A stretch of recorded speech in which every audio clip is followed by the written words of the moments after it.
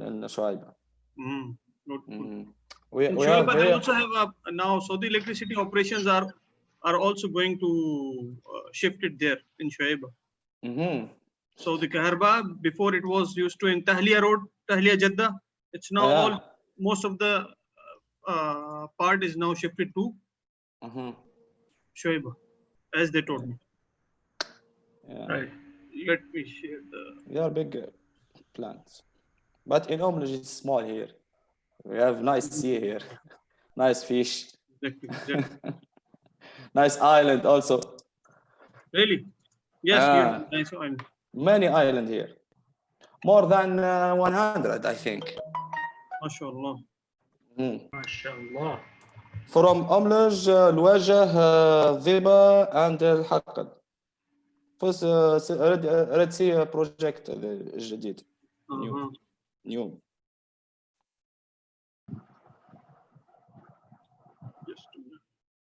So guys, how's the preparation for exam? Inshallah. Mine is bad, to be honest. See, if you have attended the classes carefully, then much mushkil. Then okay. Inshallah, then okay. It will be okay. Mr. Anas. You get the exam or you make it from where the exams come OSHA Academy, they used to send to us sometimes.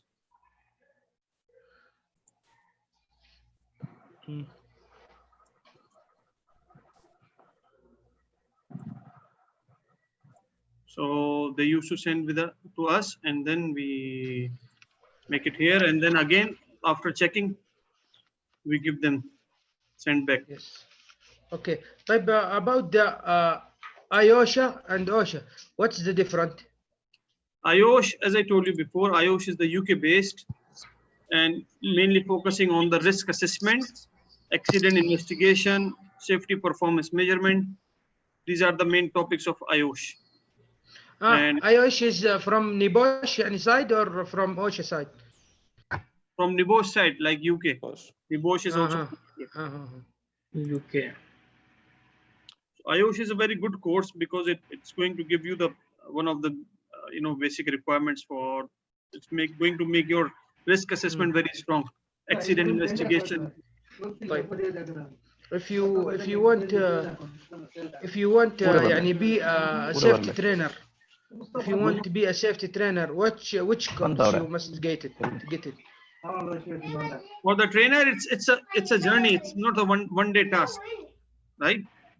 So there are requirement for if you say starting whatever training you want to deliver first, you need to have this course available and the course after it. And then they also consider your training experience. You should be before delivering the training, right? Train the trainer is one of their requirement, and then you can be able to have this. Right. Last year I was to do the NIBOSH, but my level in English it's NIBOSH need good level in English. Yes, but now the things are more easier because of the open book. It's easy, but many information. I have the book. I have got to train with Mr. Wasim. Exactly. No. What I mean to say now, the pattern for NIBOSH has been changed. It's open book. So English will not be a problem because you will have 24 hours to submit your exam. Good. So you can think, and then they will take your interview after that to check the knowledge. Inshallah, after this exam, inshallah, next month, inshallah, we call you, Mr. Anas, and we speak about NIBOSH. Yes, I want to get also, inshallah. Because in Tunisia, NIBOSH is better than OSHA, but in Saudi Arabia, OSHA is exactly. Okay, guys. Bismillahirrahmanirrahim. Assalamu alaikum. Good evening, everyone.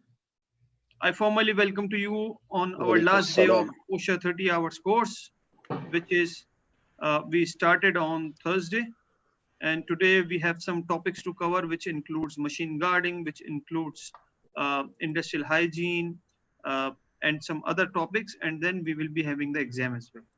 So just for the revision purpose, let's start with the poll. You will have again 10 minutes. You need to select the best possible answers. So then we will proceed to our session. Right.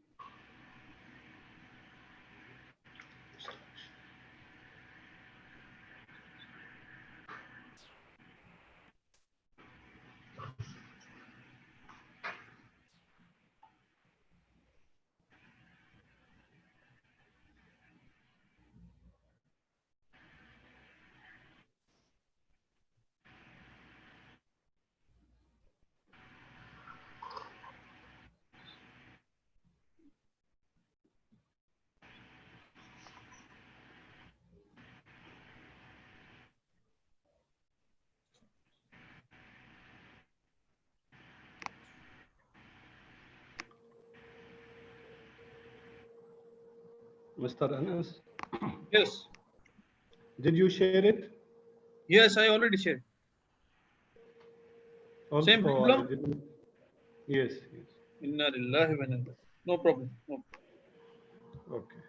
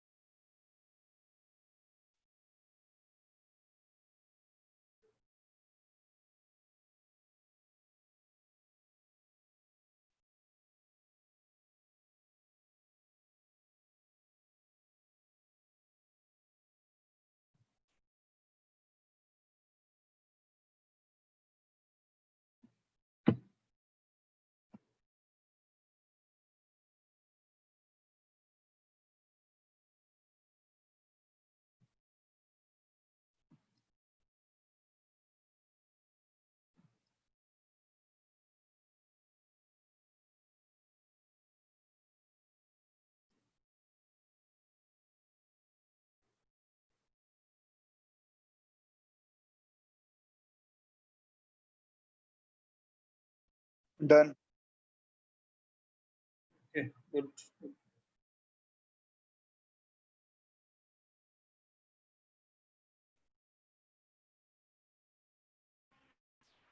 I'm done, just writing which one is I selected.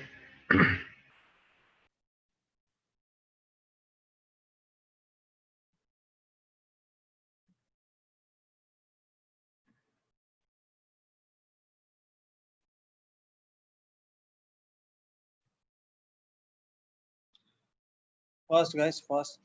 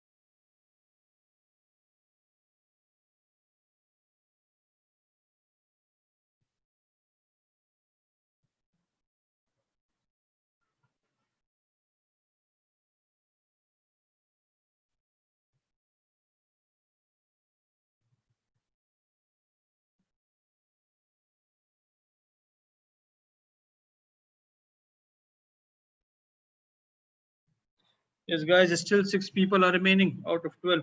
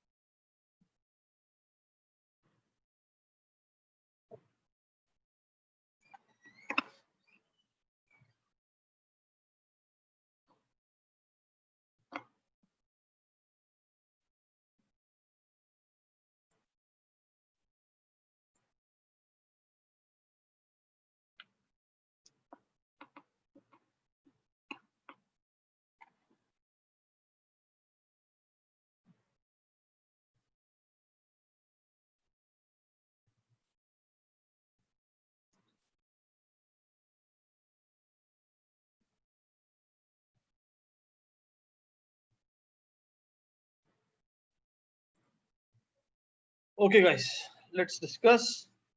According to HSCOM standard, employer ensures that MSDS label. Can you see the results? Yes, Are, yes, yes, yes. Are done for using any hazardous material. Correct. This is true. So one of the guy has given us false answer. So you should make yourself 0. The remaining people, they should give 1 mark. Which of them are different routes of entry in human body?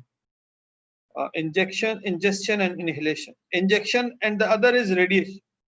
So radiation is not any route available in your body. to enter any hazardous material. So the first one is correct, and those who have make it correct, they should give the answer 1. Which of the following information must be available on chemical label? Product identification, hazard identification, first aid measure, firefighting measure. This is true or false? False. False, because It's these for are all MSDS. the elements of MSDS. very good, very good. These are all the elements of MSDS, but not the label. Manual handling limit for men is 50 pounds, while for women is 25 pounds. True. Correct. So this is true. Double. Five guys have written as false, so they should give themselves 0 answer. Mr. Anas, 3 Sir, is it was written 20 pounds. It was written on the book. It's 20 pounds. Yeah, it was written like this. I think 25, but it's still for men is 50 pounds, right? Yeah, it's true. So this is true. This answer is not false. Excuse me, This is Mr. true. Anas. 3 false or true? 3 false. These are the requirement for okay. MSDS, not for the label. In the question, it is written as label. Yes. Okay. Yes. So number 4 is correct. Okay. Right. Number 5 is false. The limit is 18 years, not 22 years. As per OSHA. Right. Place store material inside building that are under construction and at least 6 feet from hoistways or inside the floor opening and at least 10 feet away from axiom. This is correct. True.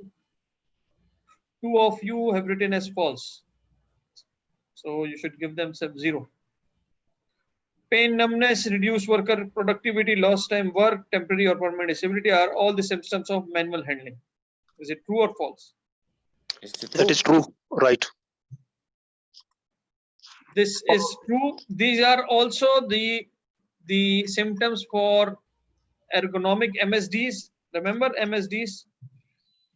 Yes. Musculoskeletal Musculoskeletal disorder. Muscularity. What? This is word. Musculoskeletal disorder. And these are also possible while we are doing the manual handling. So It's manual handling also. you can give yourself 1 mark even if you have written correct or true or false. In both cases, you will give yourself 1 mark. Oh, okay, okay.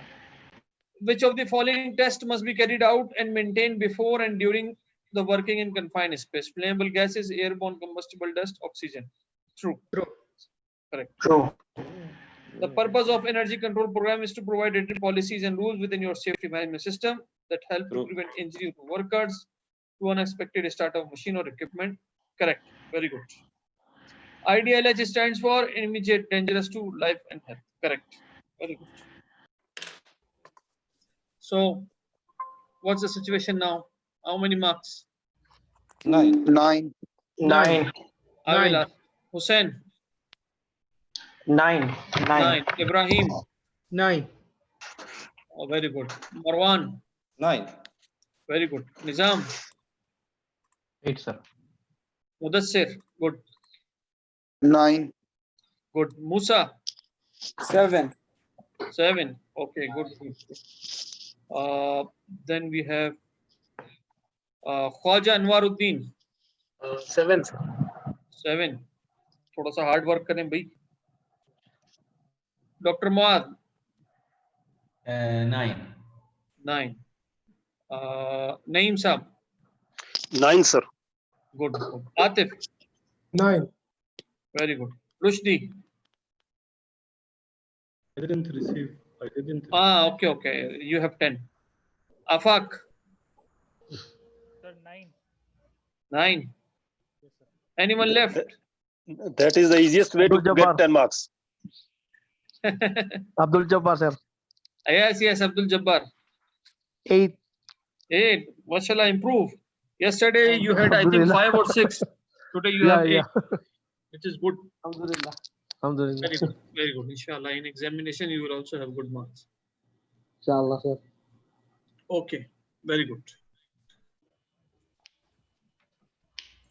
Any question which you think that we did not discuss yesterday, or it's still unclear since yesterday, we want to ask? This is the last day, so tomorrow you will not get chance to ask tomorrow. Number 4, Mr. Anas, for you say, I think the women have muscles more than us, so manual handling limit for men, it's 50. Yes. Is And true. women and women is 25. Or somebody told me that in the book it's written as 20 as well.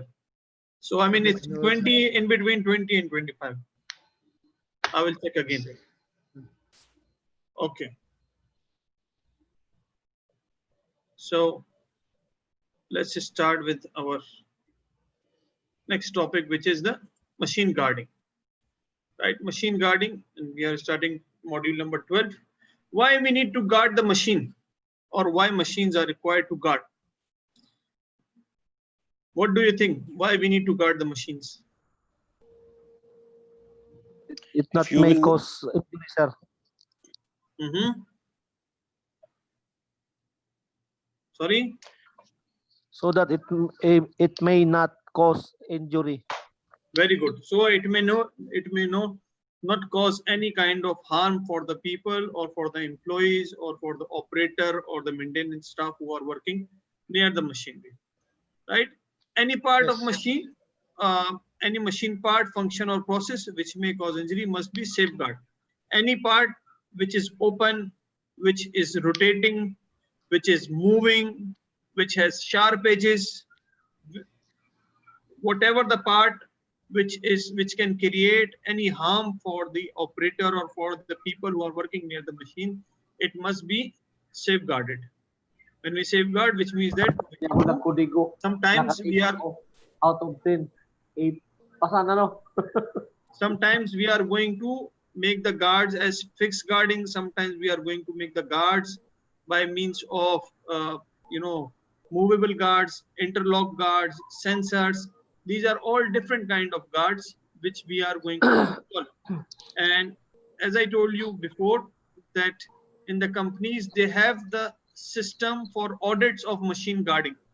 Like they have the system for permit to work, that how many permits have been closed up till now, how many permits are remaining.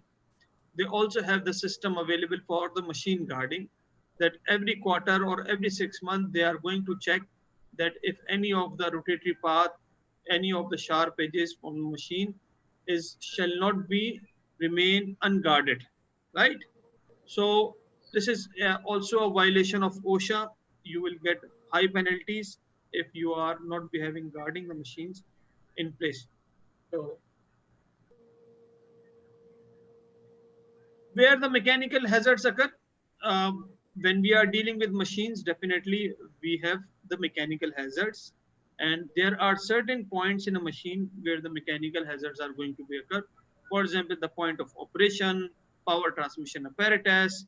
The point of operation is the area where you are going to perform the activity, which is point of operation. For example, you are dealing with lathe machine, you are dealing with drilling machine, you are dealing with milling machine, so you are dealing with punching machine. So this is the point of operation where you are going to perform the activity. Power transmission apparatus, those components which are associated with the machine, which are going to provide the power, which are also helping the machine to move in a smooth way. For example, for example, flywheels, belts, connected rods, couplings, cam, spindles, chains, cranks, and gears. These are all accessories. This is not the main motor of the machine, but these are all accessories. If these are not available, then machine cannot run.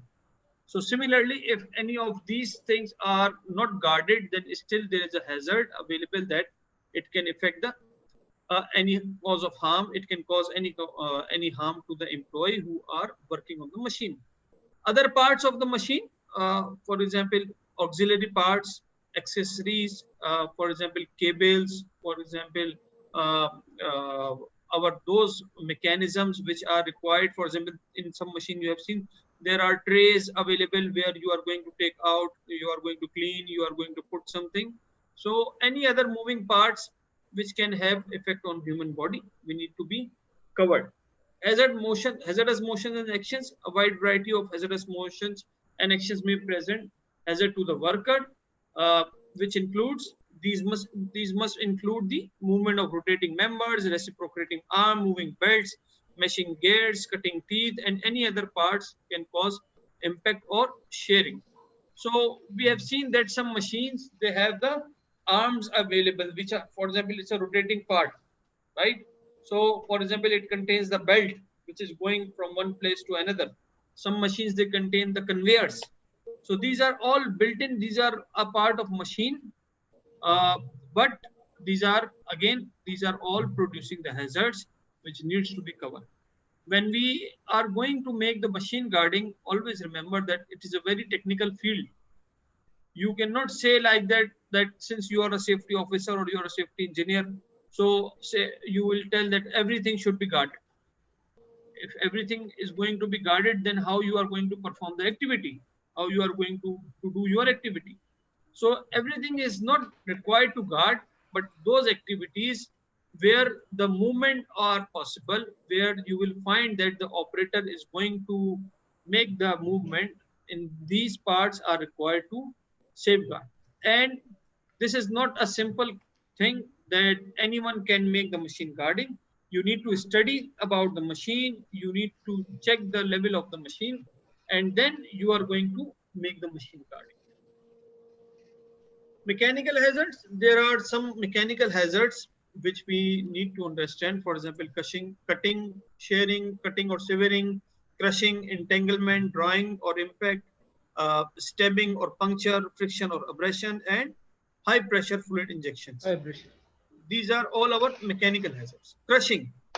Now you can see that in case of crushing, the body is strapped between, one part is fixed while the other part is moving, right? One part is fixed, for example, this wall, while the other part is moving. So if your body itself or any part of body will come in between these two things, then we call it crushing, right? In crushing, one part is fixed, the other part is moving, not rotating, moving back and forth, right? Then we have shearing. In shearing, again, one part is fixed, the other part is rotating. Like in crushing, one part was going back and forth, right? In shearing, the other part is going to be rotate. So if your finger is, or your thumb, any of your body part can come in between this rotating and the fixed part, we call it shearing. Then we have cutting or severing.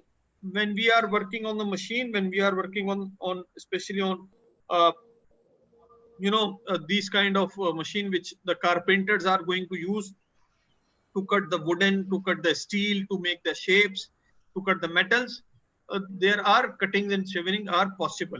So these are having very sharp edges, and we have seen that the whole finger is going to be cut if your finger, any of your finger is going to be connected with this.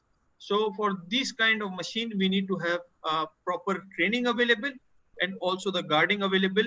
But this, we need to install the guard, or we need to make the guard in such a way that it shall not disturb the cutting activity, because sometimes when you are installing the guard, it is going to have effect on the machine performance. So the operator who is using this machine, he is not be able to work in a productive way. Then we have entangle. We have seen this is very common accident. If you are having loose cuff like that, for example, I am having loose cuff, so you cannot see my cuff. Anyway, so for example, our tops, our kameez, shalwar, these are all loose clothing, right?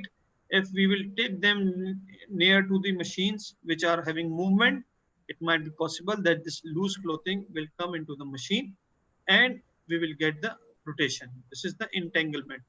Sometimes entanglement are possible in those areas where the people are using loose clothing, but some companies, they make the rule that your cuffs should always be closed, your t-shirt or whatever uniform you are going to wear, it must be close to your body, so there is no chance for any entanglement activity. Have you seen this kind of entanglement? There are many accidents. For example, those women, when they are going towards the stairs, right? So these kind of entanglements are also possible if their abaya there is going to stuck in the stairs. So these kind of accidents are very common. Even in haram, you will find that these kind of accidents are going to be happening. Escalators. Yes, escalators.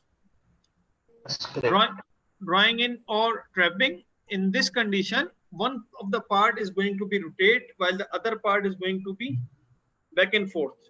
So if your finger or your hand is going to come in between this, we call it drawing or trapping. So in this case, most of the time your nail or this area at the tip, right, is going to getting press in between these two parts because you are going to put something in between these parts. So this is our drawing or trapping. Then we have impact, where the body is going to have struck by a power part of the machine, right? For example, robots. In some companies, we have seen that they have the robots available for palletizing activity, for wrapping of pallets. Have you seen on the airport the machine which is going to make the wrapping? So these kind of machines, which are rotatory machine, and these are always open, right? And if you will go near to them, they don't know that you are a human or you are a material, so they are going to hit. If you will go by mistake or if you will go without any unintentional, so it is going to hit because it is working on the basis of program. So when the program is installed, when it gets the sensor, it has to start, it will start. Then we have stabbing or puncturing. Stabbing or puncturing, for example, when you are dealing with the lathe machine or milling machine, there are some chips, metallic chips, which are coming out.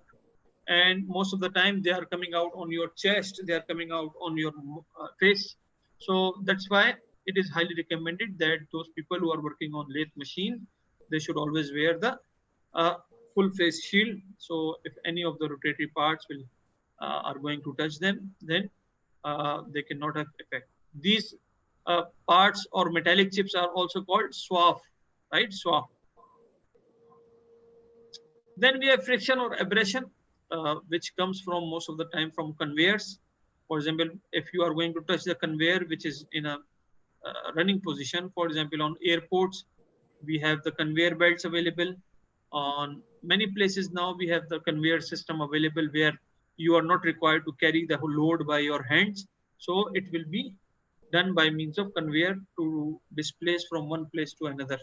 So if this conveyor is going in a fast speed and you are going to put your finger or you are going to put your arm, then in this case it will get the some sort of laceration, bruises. So it might be possible that there is also severe injuries possible. Clear? Any question? Clear.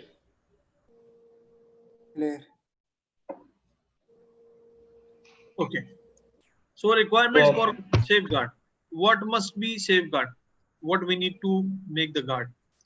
We need to make the guard in such a way that we should prevent the contact between that rotating part and the person.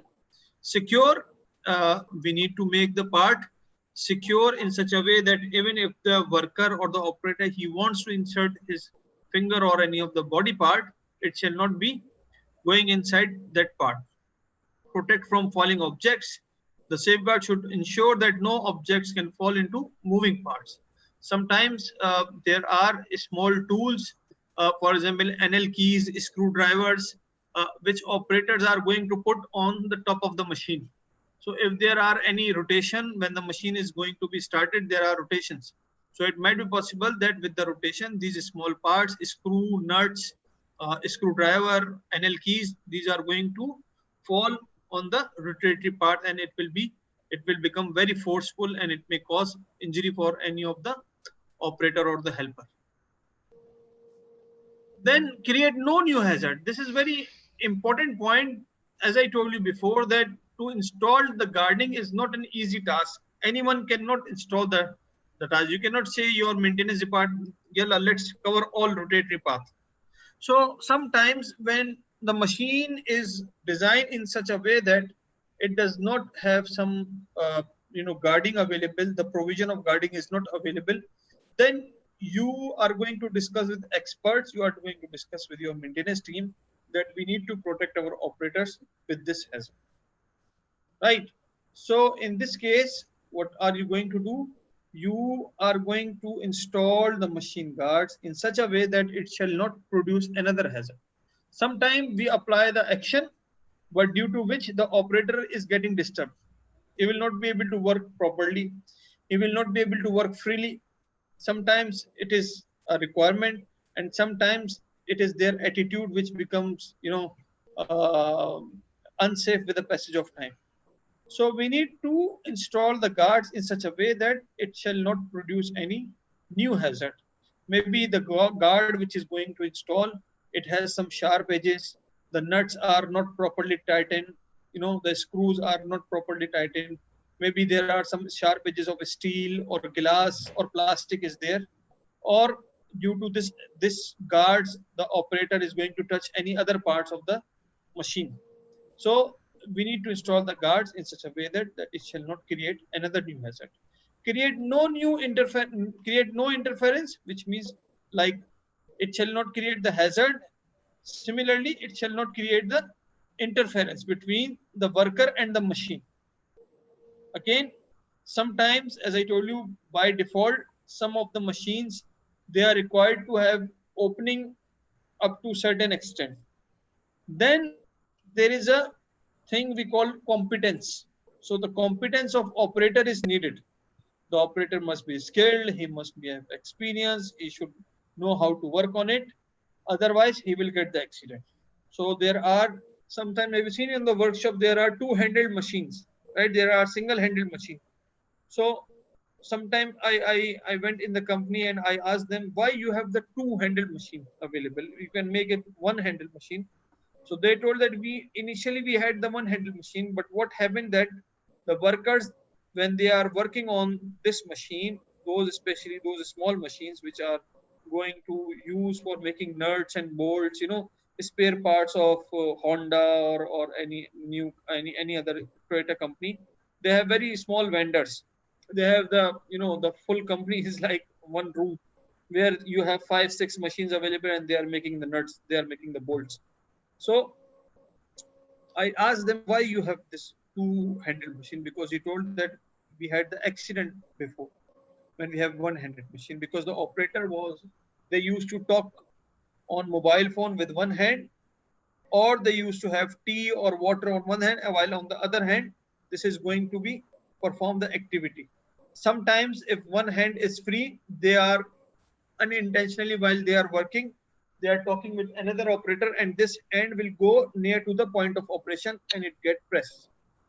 So to avoid this hand to be free, they have made the system that now you cannot work without two hands. So your hand, while the operations are going to perform, it's free, right? There is no chance that your hand will get pressed in the machine, because if you have one hand available, maybe you will be unintentionally, you will be putting this hand for the near to the point of operation where the accident or the injury is possible. We need to install the guards in such a way that they should have the provision available for safe lubrication, right?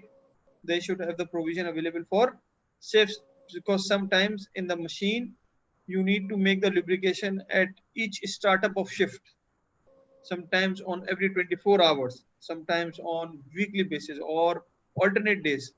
So this activity of lubrication, most of the time when you are working in a production based company, they keep startup of shift 5 minutes, 7 minutes for this lubrication and the cleaning purpose. And then they start counting that how much is the production is being done within this number of minutes. So if the guards are fixed, then he's going to inform maintenance department, then the maintenance department will come and they will start opening, and then he will make the lubrication, and then the machine is going to be started, which might take more time, like half an hour or more than half an hour, because it might be possible the maintenance operator is also busy. So that's why we need to prepare the guard. We need to make the guard in such a way that it can be easily opened by the operator, or if it is a moving, much better, or if it is a sensor, it's much better. So in such a way that they can make the lubrication easily. Sometimes when you have fixed guard, you keep small holes available, so the lubrication can be done from those small holes, and it can go to the to the machinery to make the support of the belts and the chains. Clear? Any question?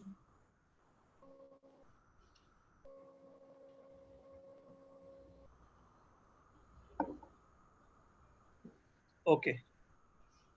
How many classification of safeguards?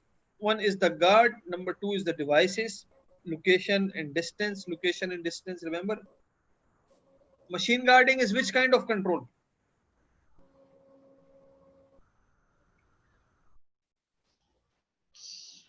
Engineering. Engineering. Engineering. Very good. Engineering control. Machine guarding is our engineering control.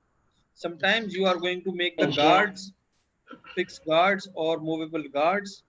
Sometimes you are going to put the devices, for example, sensors, right? I have seen that some companies, they have very big lines, and there are number of sensors are installed on each step. So if there is any problem in any of the stage, the machine is going to be stopped. And when the machine is going to be stopped, it is going to have the all machine is going to be stopped, and they are going to make it buffer. So you Mr. can Anas? use the guards. Yes. This bacteria and viruses, these are biological hazards, right? Right. Yes. What happened? Where are Nothing. these I was machine guarding? no, just I was reading on online, so that this question came across me.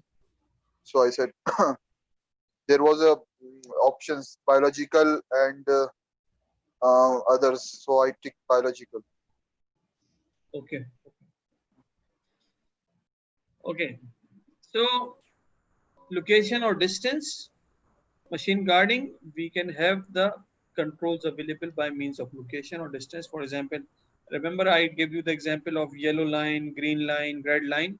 So this is one of the way which is administrative control you can make by using the location and distance. Then potential feeding and ejection methods to improve safety of the operator. For example, the feeding is done automatically without going into the hands. So you have some conveyors available. For example, I remember I used to go in cigarette company where they have the leaves available, cigarette leaves, and they are all going in the hoppers. So before this activity, it used to be done by means of operators. The operators, they have the buckets available and they are putting into the hopper. So after that, they realized that we can make this activity as automatic by applying this control. So they have the conveyors available, which is coming from the warehouse conveyor, and it is going into the hopper. So when it is coming on the conveyor, they are also providing them the cleaning, the steam, so the leaves can get clean, and then they are going into the hopper. So this is one of the control which we can apply for wherever the chances of machine guarding are available. Miscellaneous aids, for example, we can use automatic system. Again, we can use conveyors and some other kind of sensors. And one important thing, again, the training.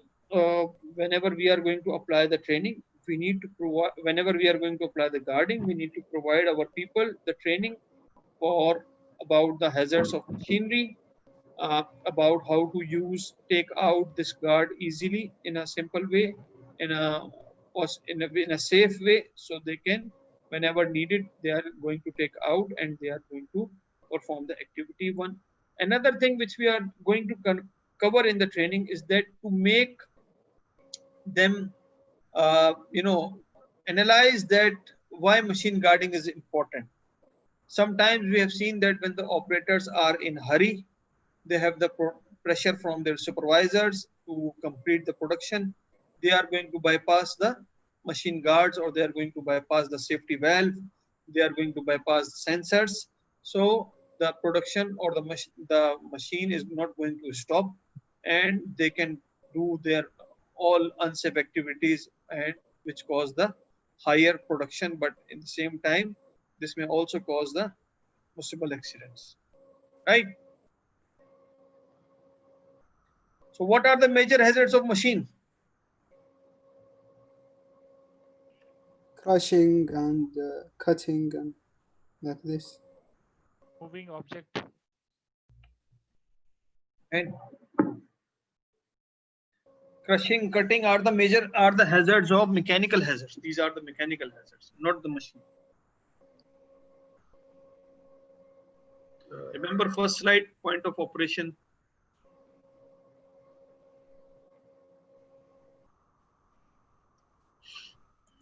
Okay.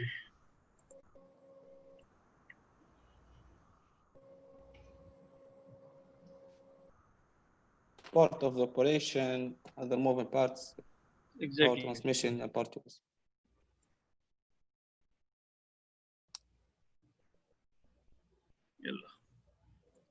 Let's have our. What's the second question? Where are the mechanical hazards occur? For example, what are the examples of mechanical hazard like crushing, severing? All these are. It is now time for the safety slap.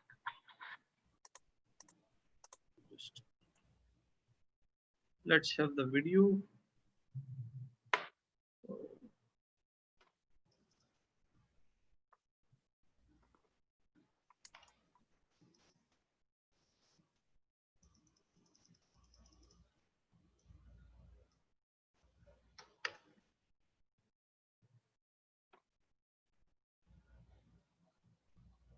Can you see the screen? Yeah. Yeah. Yeah. Some videos there. Yes, there is a video. Machine guarding is one of OSHA's biggest target Can you hear now? Yes. areas for fines. Improper machine guarding can result in thousands of dollars in unnecessary fines for your company. Check out this list of 5 big mistakes in machine guarding and see how your company fares. Number 5. You don't account for the different configurations or interchangeable parts of certain machinery. Some pieces of machinery have different sizes of blades and different parts that can be switched out to perform different functions. For example, grinders often have different kinds of buffing and sanding wheels as well as wire brush wheels. You should make sure the guard is effective for all different settings and parts of a piece of machinery, even ones not often used. At number 4, you only install a guard for the most obvious risk, like a moving blade. There are other risks beyond those found at the point of operation, which would be the part of the machinery where the appointed task is accomplished, such as cutting or grinding. Other parts of the machine that move should be guarded to keep your employees from getting pinched, crushed, caught, and so on. A few examples of such parts are pulleys, chains, gears, belts, and cranks. At number 3, you assume it's the manufacturer's responsibility to provide guards, not yours. There are no laws that require manufacturers to install guards on their machinery. Therefore, the employer who purchases the machinery has to fully inspect it and have the necessary guards installed. It's not the manufacturer who will pay fines if an employee gets injured. At number 2, you think your personal protective equipment will be protection enough. While PPE is vital, it should be considered a last line of defense after all machine and engineering controls have been put in place. Gloves may protect the skin on your hands, but they won't keep your hand from getting crushed or cut. Glasses and face shields provide a protective barrier between you and debris, but if an object is traveling fast enough, it can still be a hazard. And at number 1, you don't bother with machine guarding because you know what you're doing. The bottom line is accidents happen. You may be an expert at handling a particular piece of machinery, but you can still trip or momentarily lose focus, not to mention the endless possibilities for mechanical malfunction. It's likely that every person who has ever been injured on the job thought they knew what they were doing. By taking the appropriate measures to machine guard your equipment, you can protect your employees from injury and potentially avoid thousands of dollars in unnecessary OSHA fines. Thanks for watching this Safety Slap. Be sure to visit us. Yes, guys. Shall we continue or take the break? We take a break later. because Salah. it's still in Jeddah, Makkah, there is no Maghrib. So we will take the break after 10 minutes, okay? So by the time you can wait. Okay.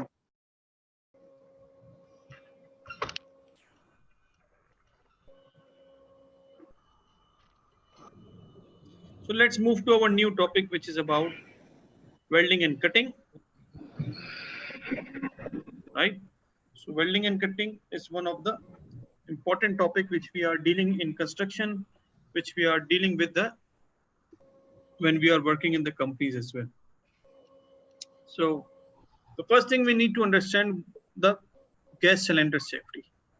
Compressed gas cylinder shall be legible. Legible mark mean clearly marked, right? If it is a foreign gas, if it is an oxygen gas, if it is any other gas, whatever it is, it shall be clearly marked. For example, you can see here oxygen, so must be legible. And for the purpose of identifying the gas content with either chemical or the trade name. Sometimes there are different chemical name and there are different trade names. So we need to make the marking whatever is the most commonly understandable. Then another safety for gas cylinder is that always keep it away from the sources of radiation. Stored in a well protected and well ventilated. Why we need to store them in a well protected and well ventilated? If you store it in a heat place where there is heat or anything, they might burst because the gas expands at a high temperature. Exactly. So if the ventilation is not proper, it might be possible that there are some traces of gas which are going to be leaked from the cylinder, and they will cause any kind of accident if there is nearby, there is a source of ignition is available. So at least 20 feet away from combustible materials, you need to keep the cylinders. Empty cylinders shall have their valve closed. We will see the picture here for the valves. How these, you can see these are capped. These are all empty cylinders because the open cylinder, the new cylinder, it is already sealed, right? Have you seen the seal? The oxygen cylinders, which we are going to take in our home, the gas cylinders, LPG, these are already sealed. Whenever you are going to take the new cylinder, it is already sealed. But in case of while we have finished it, while we have consumed all the gas, then when we are going to keep it, we need to keep it as capped. So it might be possible if there are any traces of the gas available inside the cylinder, they must be contained. Can you see this picture? There are two parts of gas cylinder. One part is the shell and another is here, which is the nozzle, where you are going to connect. So it might be possible that if this area is not properly sealed, then your gas is going to be leaked, right?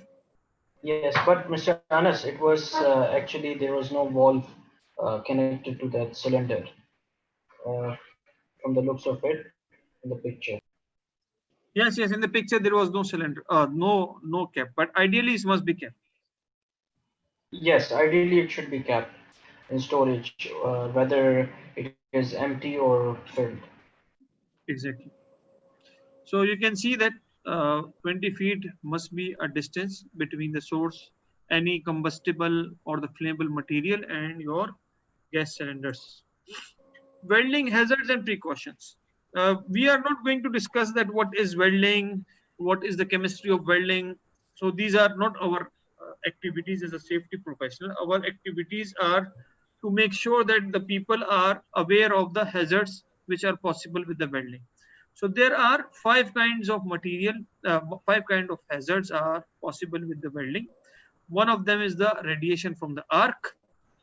Number 2, flying sparks and globules of molten metal, electrical shock, metal fumes, and burns. So these are some of the hazards which are associated with the welding. Now we will see one by one. Radiation from the arc is the hazardous to eyes. Have you seen when the radiations are there? Your eyes, if you are going to see this welding for few seconds, even for a 1 minute or more than 1 minute, you will get some redness in your eyes. So this is due to the radiation which is coming out when the welding activity is going on. And that's why the companies, they used to say that even those people who are in the surrounding of welding, they should also be protected. Then we have arc flash. When possible, shield the arc welding operation so no one may accidentally look. What we need to do whenever the welding is going on, we need to make sure that the welding operations are covered. Sometimes we have seen that in the companies, when you are dealing in the maintenance workshop, they have the small portion available for welding. So a small kind of welding they can do inside the workshop. But in case if it is a more technical requirement, then they are going to make this welding on the floor or outside of the company. So when you are having this common area available, for the machine, for the welding activity, then in this case, we need to make the curtains. We call it flame-proof curtain or fire-proof curtain or fire-resistant curtain. We need to make a separate compartment. So the people who are working in the same area, they will not get affected with the radiation. They will not get affected with the arc flash, because if they are being exposed, those other people who are working in the workshop, they might get exposed with radiations and arc flash, and they will also get the affected. Similarly, one of the hazard which can cause is we need to have the proper ventilation system available, because these vapors or these fumes which are coming out of the welding, we need to take them out in such a way that they are not, because these are thick, these are heavier than air, so they remain in the atmosphere for long time. So that's why we need to have a proper ventilation available so they can go out. Electric shock, we have seen on the project sites, we have seen on the construction areas that they have the one distribution board, and from this distribution board they have connected many of the electrical devices and equipment, and also the welding plants. So in this case, what we need to do is we need to have the proper system available, because this distribution, they are taking the welding cable from one place to another, which is like 10 meters, 15 meters away from the distribution board. And from this cable, the people are going, the vehicles are going, the trolleys are going. So with the passage of time, it is going to have the damage. So if this insulation is going to be damaged, then the chances of electrical shock are going to be increased.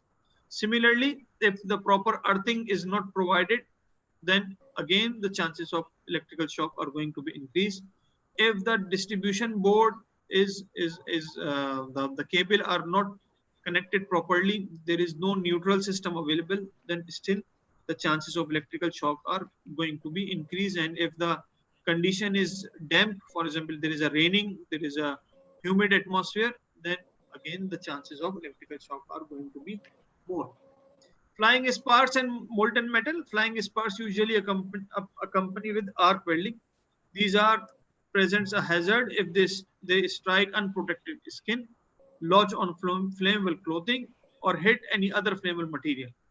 When arc welding is done, wear suitable weighing clothing and cuffless trousers.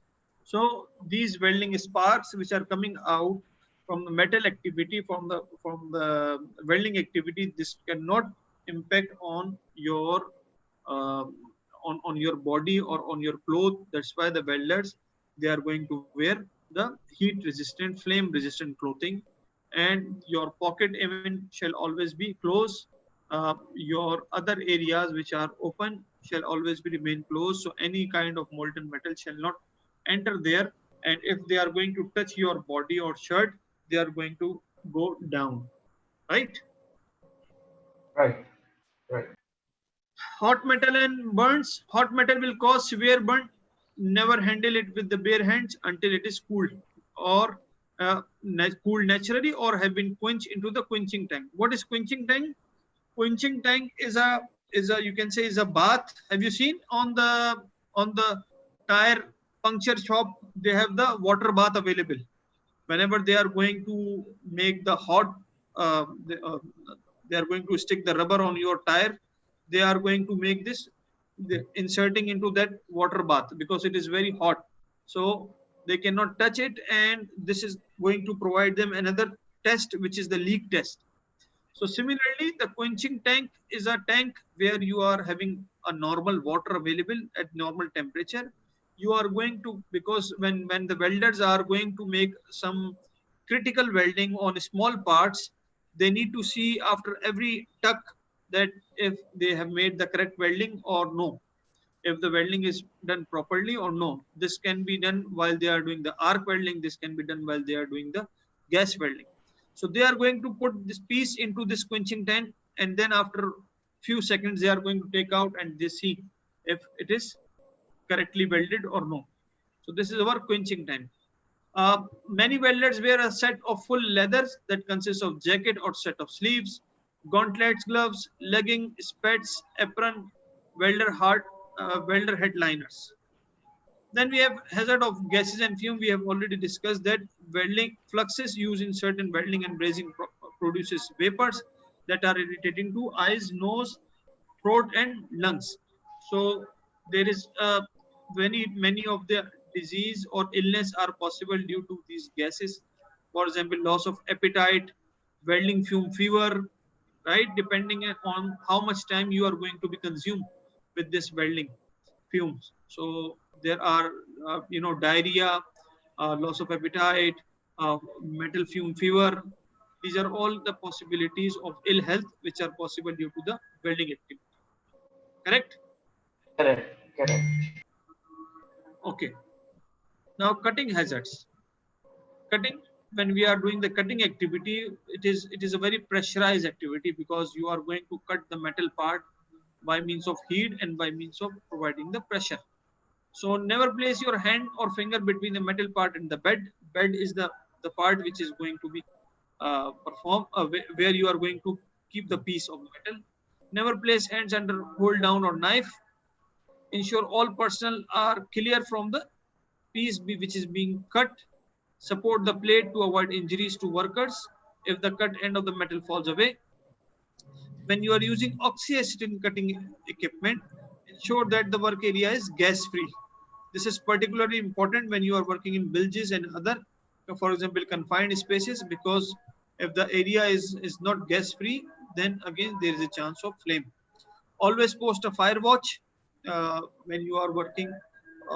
Most of the time it is a requirement of our work permit, hot work permit, that we need to keep the fire watch available. Fire watch is a person who is not the part of team who is performing the activity, but his responsibility. Remember, we discussed yesterday about whole watch. So fire watch, whole watch are the people who are not involved in the activity, but their responsibility is to keep an eye on those people or the area where the welding activity is going on, or where the so in case of any fire or potential of fire, they can inform the team on time and they can take all the actions to save the people. So sometimes due to the pressure of oxygen stream, the molten metal which is going to be cut, it goes about 50 to 60 feet because of the pressure. When using oxyacetylene cutting equipment, remove and take out any interference system if necessary, and install all covers, insulators, and handles before attempting to operate the plasma or cutting equipment. So there is another activity. We have the cutting by means of arc. We have the cutting by means of plasma. So we need to take care while we are dealing with these activities. Right. So the continuous exposure to metal fume can cause metal fume fever. True or false? True. Because one of our technician, he did not have fever, but he was not feeling good after doing some brazing. He name sab hai available हमारे साथ. As a permit receiver, he is one of the person who is dealing with odd jobs all the time. I think he's not available. Yes, this is correct. Welding smoke may cause gastrointestinal effect, that is nausea, loss of appetite, vomiting, and slow digestion. Is it true or false? True. I think. Yes, true. Welding requires proper ventilation. and it should be provided to welders by using oxygen. True or false? False. False. Why with not oxygen? Ventilation. Ventilation, yeah, but oxygen, no. Why? Because because of heat. No, it can produce fire, like it's a hazard. Yeah, it's an oxidizer.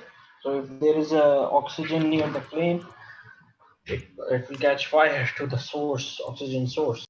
Oxygen is a combustible, flammable gas. So combustible flammable if we are going to provide the oxygen, then it might be possible that there will be more fire.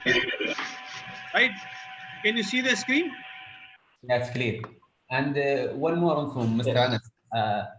That actually during code blue in the hospital during cardiac arrest situation, before we use the defibrillator, we need to ensure that the oxygen source is closed and away from the patient. Exactly. Very Sometimes good. accidents happen and patient catch fire. Yes. Right. Okay, can you see the screen? Mr. Anas, ventilation, we use it when they use another gas. By positive air pressure, you will make it. Positive air pressure. Can you hear? Yes. The following animation shows how unsafe work practices and a lack of training led to a tragic loss of life at the Partridge Raleigh oil field. The oil field had 4 tanks. 1 was for wastewater, 2 were storage tanks that held oil prior to sale, and a 4th larger tank, a so-called production tank, received oil from the well. A Stringer's Oilfield Services crew arrived and began work to connect a pipe between the large production tank and the nearest storage tank. To prepare for welding, contract workers removed the hatch from the large production tank to clean and air it out. They then checked for remaining flammable hydrocarbons in the tank by using an unsafe and unreliable technique, inserting a lit oxyacetylene torch to check for a flash from ignition.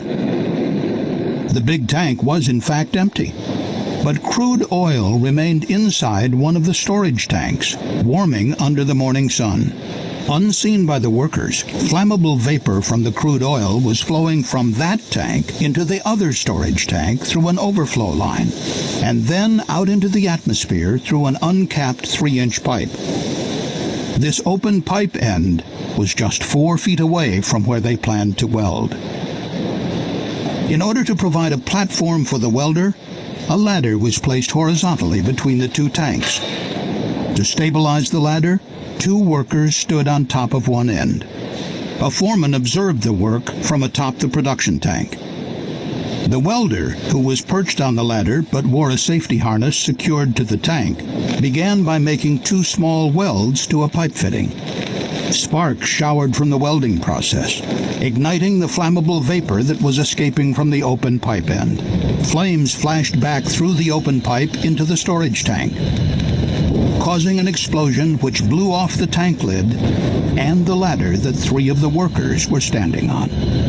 Flames shot through the overflow pipe into the next tank, causing an even more violent explosion from the flammable hydrocarbons inside and blowing its lid off as well. The first tank lid flew a distance of 50 feet. The other traveled 750 feet through the air. 2 workers that were standing atop tank number 3 and 1 that was standing atop tank number 4 were blown off by the force of the explosion. They suffered fatal injuries as a result. Only the welder, who had been wearing a safety harness, survived, but he suffered a broken hip and ankle. The CSB investigation identified several unsafe work practices that contributed to the likelihood or severity of this accident. Prior to welding, workers only tested for the presence of hydrocarbons by inserting a lit acetylene torch into the production tank. Not only is this dangerous, but it's not a good way to check for flammable vapors. The workers did not use a flammable gas detector to test for vapor, which could have warned them that dangerous vapor was flowing out of the open pipe near where they planned to perform welding. Another unsafe practice was not capping the open pipe, especially important since all the tanks were interconnected, and one contained a significant amount of crude oil. This case is a reminder that we need to look at hazards in the area around where we're working, that equipment that may be nearby that isn't directly involved in the job that you're doing, such as welding, can have deadly consequences if you don't address the hazards. The CSB report also noted that the use of a makeshift work platform, the ladder braced by workers standing on top of the storage tank, unnecessarily put these two men in harm's way. They died when they fell from the exploding tank. Yes, guys. What are the lessons learned? Not to make jugaad. If you want to make check for gas, don't use wrong way. Use meters and like this. Exactly. This And one of the way one they of the were lesson. checking, the way they were checking the oxygen and other gases, it's very dangerous, right? Right. Those who have lost their life, they were additional people. Yes, yes. Okay, guys, let's have a 10 minutes break and then we will continue.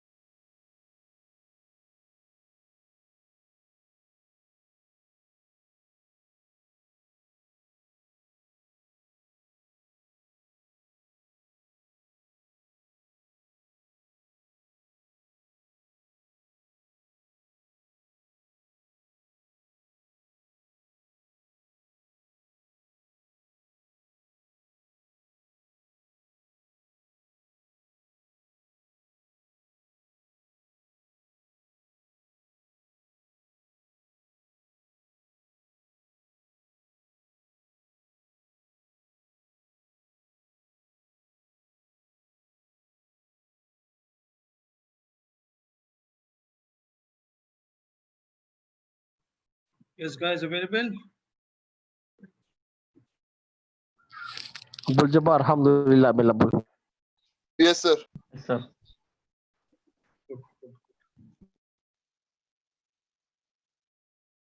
Any question on the last topic we discussed?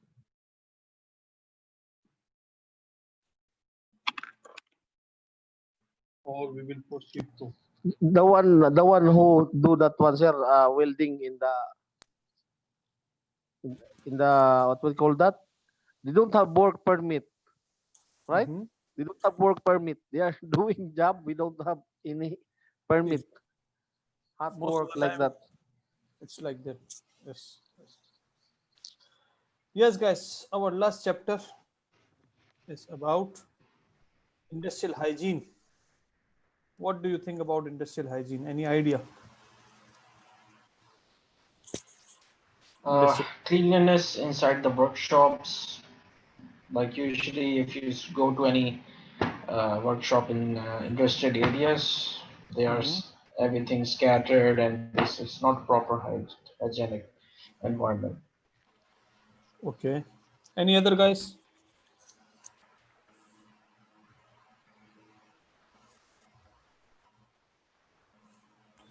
Industrial hygiene is a very common topic nowadays in the companies. One of the issues we are facing, like COVID-19 and some other hazards which can affect on the health and on the health of the people.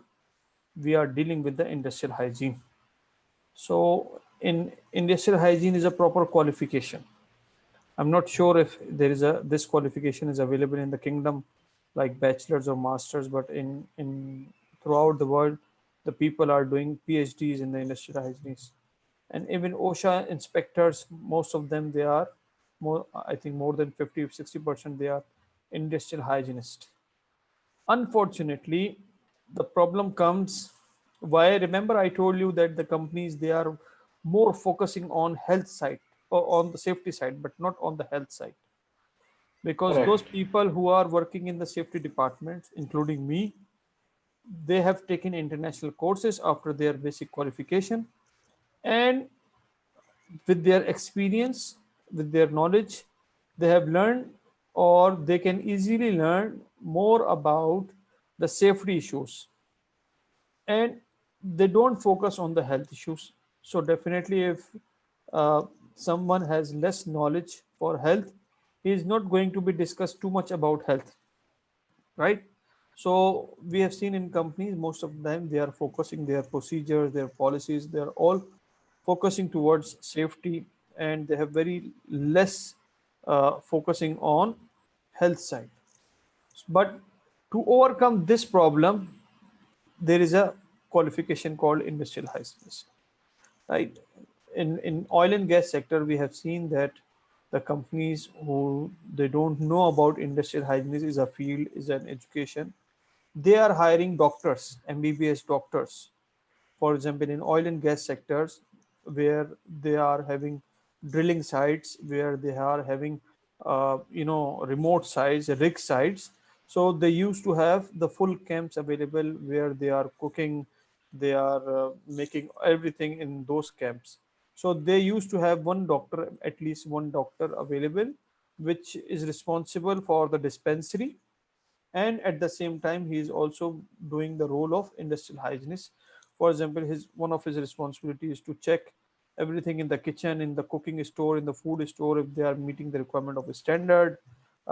If there is any health issues coming to any of the staff who is working on the rig or the drilling site, he is going to treat them, whatever the possibilities are there.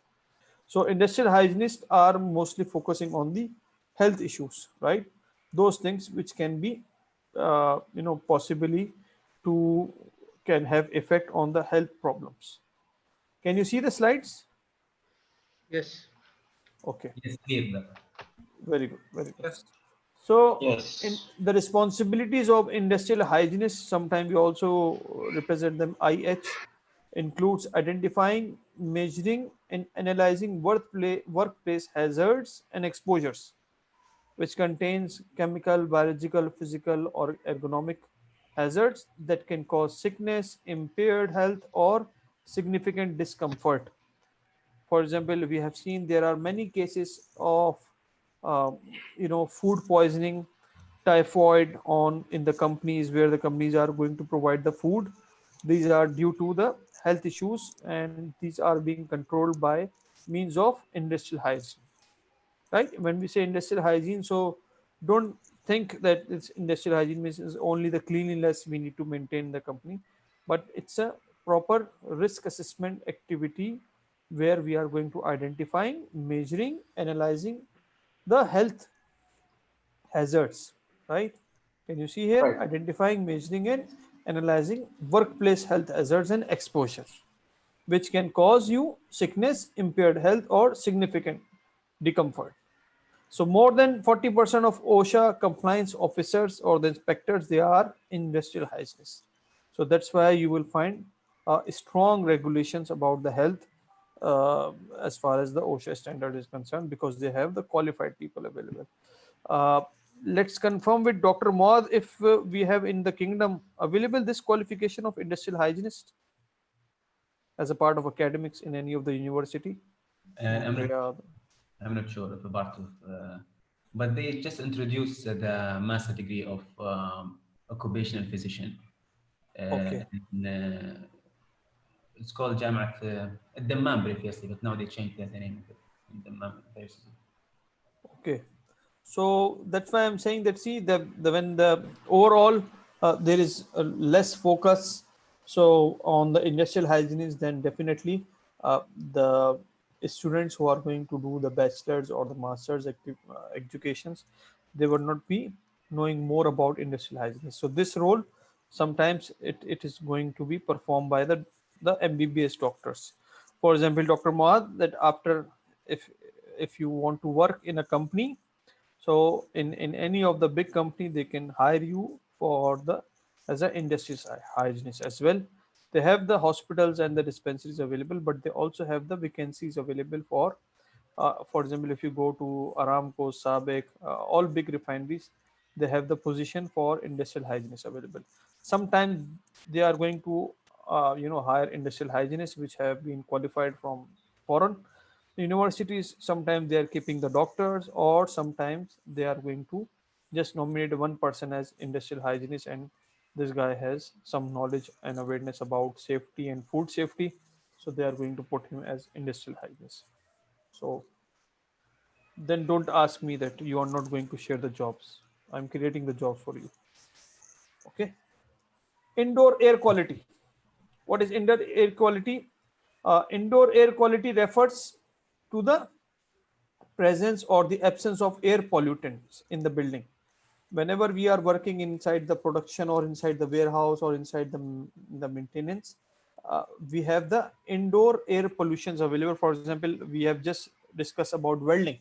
When you are doing the welding activity, you are having fumes available. Similarly, when there is a process which includes the powder, the evaluation of powders, for example, cement, for example, construction. For construction is outdoor, but for example, the process of making cigarettes, they are all processes which are including to have some powder. Pharmaceutical companies, so we need to monitor the indoor air quality. Sometimes we cannot maintain the indoor air quality because it is needed for the product. I have seen some textile companies, garment factories, where they are going to make the raw cloth, right? Raw cloth. So when they are going to make the threads for this cloth, they need to have a proper, uh, moisture available, humid atmosphere available. So you will find the indoor air quality in those departments are not being maintained according to the human health. So that's why they make the control that very less people will be working in this department, and anyone who is going to perform the activity, they will go for very less interval of time and they will come back. So indoor air quality, when we are dealing with human safety, we need to maintain by all possible factors, and these indoor air quality can be provided can make the destruction if these factors are not being followed. For example, poor ventilation, there is no ventilation. That's why in companies we have HVAC system where one of the duct is going to provide you the cold air, and the other duct is going to take out, sucking the hot air from the area. So that's why they are going to maintain the ventilation. Sometimes you will find that there is only one duct which is going to provide you the cold air. So this is not a sufficient control. We need to have the ventilation system available. Even sometimes, even we feel that when you are going to sleep in your bedroom and it is all air conditioned, after some time, if there is no proper ventilation available, and you will feel that your breaths are improper. So in this case, even I used to feel sometime, and that's why we need to turn on the fan. So this is going to be, ventilation or the circulation is going to be done. It will not affect you. Or just open a small area for window, so the fresh air will be coming from outside, and you will get the air conditioned air, and this air will also be going outside at the same time. Problem in controlling temperature, low or high humidity, and recent remodeling. Recent remodeling is that, for example, you have restructured your company, you have restructured some departments. So in this case, it might be possible your HVAC, your ventilation, your exhaust system is going to be disturbed. So these can affect the indoor air quality. Then we have outdoor air quality. Similarly, outdoor air quality, especially when we are working in industries, we can see that we have too many hazards available. For example, the pollution coming out from industries, the pollution coming out from transportation, the pollution coming out from waste management, the pollution which is coming out from our homes, agriculture practices, dust, and many other factors are associated which are causing the disturbance of outdoor air quality. We call them air pollutant. For example, when we are dealing, especially in the transports, we are having the black smoke from industries, from chimneys. If you go towards Rabigh, right? So when you are at the border of Jeddah and you are about to enter the Rabigh after King Abdullah Economic City, you will know with the black cloud that the Rabigh is coming, right? It is due to the air quality. Similarly, if you are near the Jubail, so with the colorful clouds, you will come to know that the Jubail is coming. Or when you are near to the border of Yambo, you will know that the Yambo is coming due to the smell, and due to the dark clouds which are coming out due to the chimneys of oil refineries, due to the chimneys of chemical plants. Although there are very strong regulations available by Royal Commission as well, but still in Yambo, because of the government refineries, you cannot force them for too much. Royal Commission, they try their best to control their activities in terms of pollution, but all the time it's not possible. They also have certain limitations. So you will find when you are near to the Yambo that you will find the red clouds, the black clouds are coming.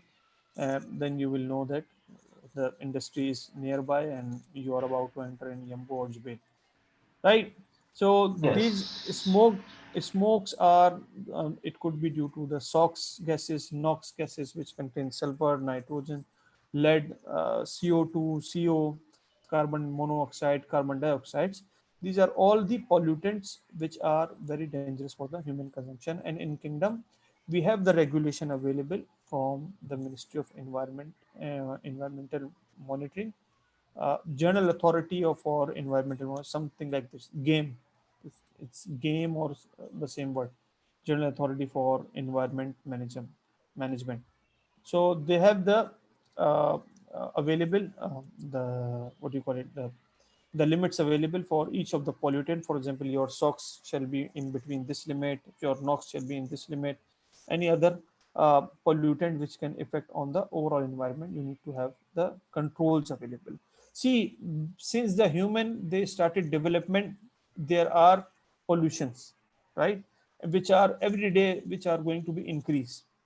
So the modern world or the industrialization, they don't say that don't make too much industries. They say, okay, make the industries, but they have defined the limit that your control, your pollutants, if it is in the form of solid, liquid, gaseous pollutants, they must be in certain limits.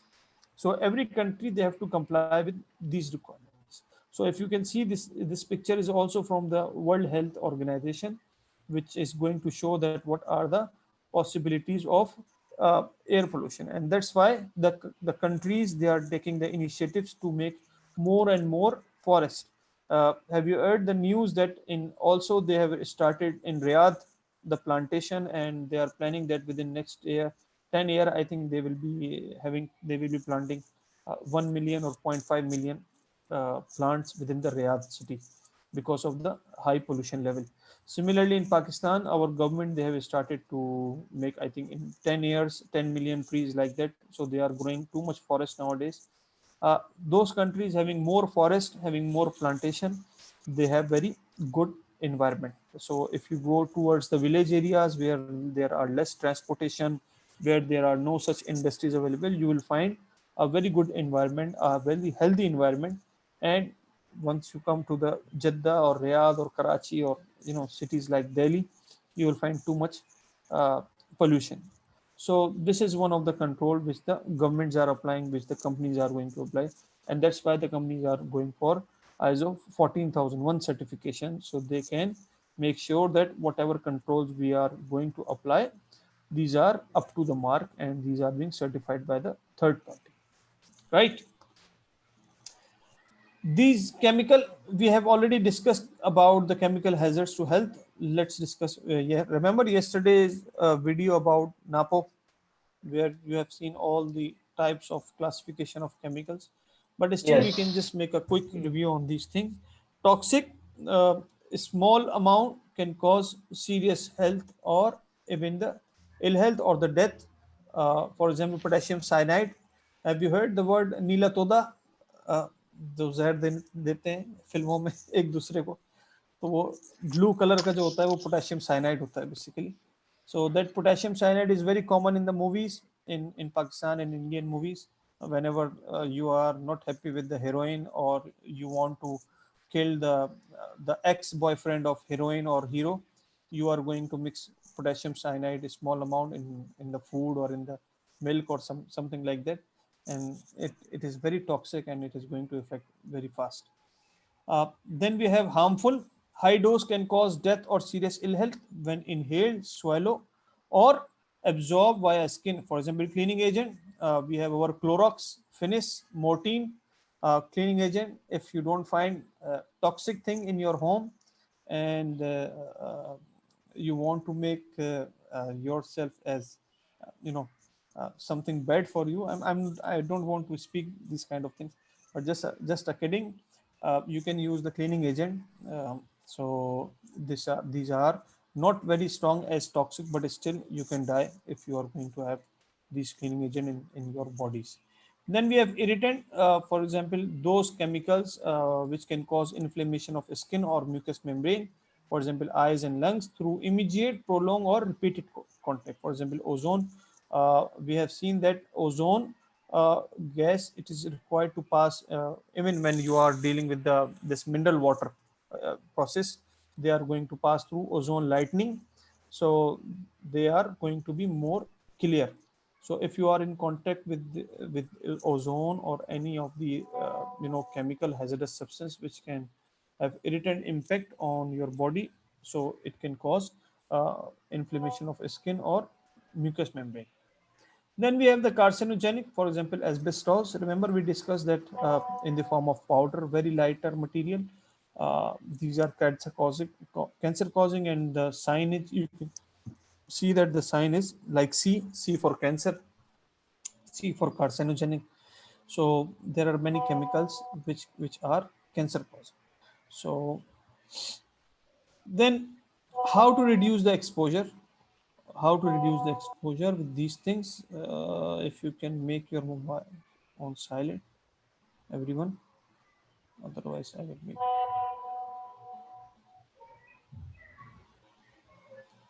Okay, so the how to apply the controls. For example, the first thing what we need to do, we are going to provide the knowledge, and the knowledge we will get from the MSDS. We are going to make the knowledge, providing the knowledge by means of MSDS and by means of any other possibilities are there. Then this could be done by means of awareness. This could be done by means of training. This can be done on site. This can be done off site.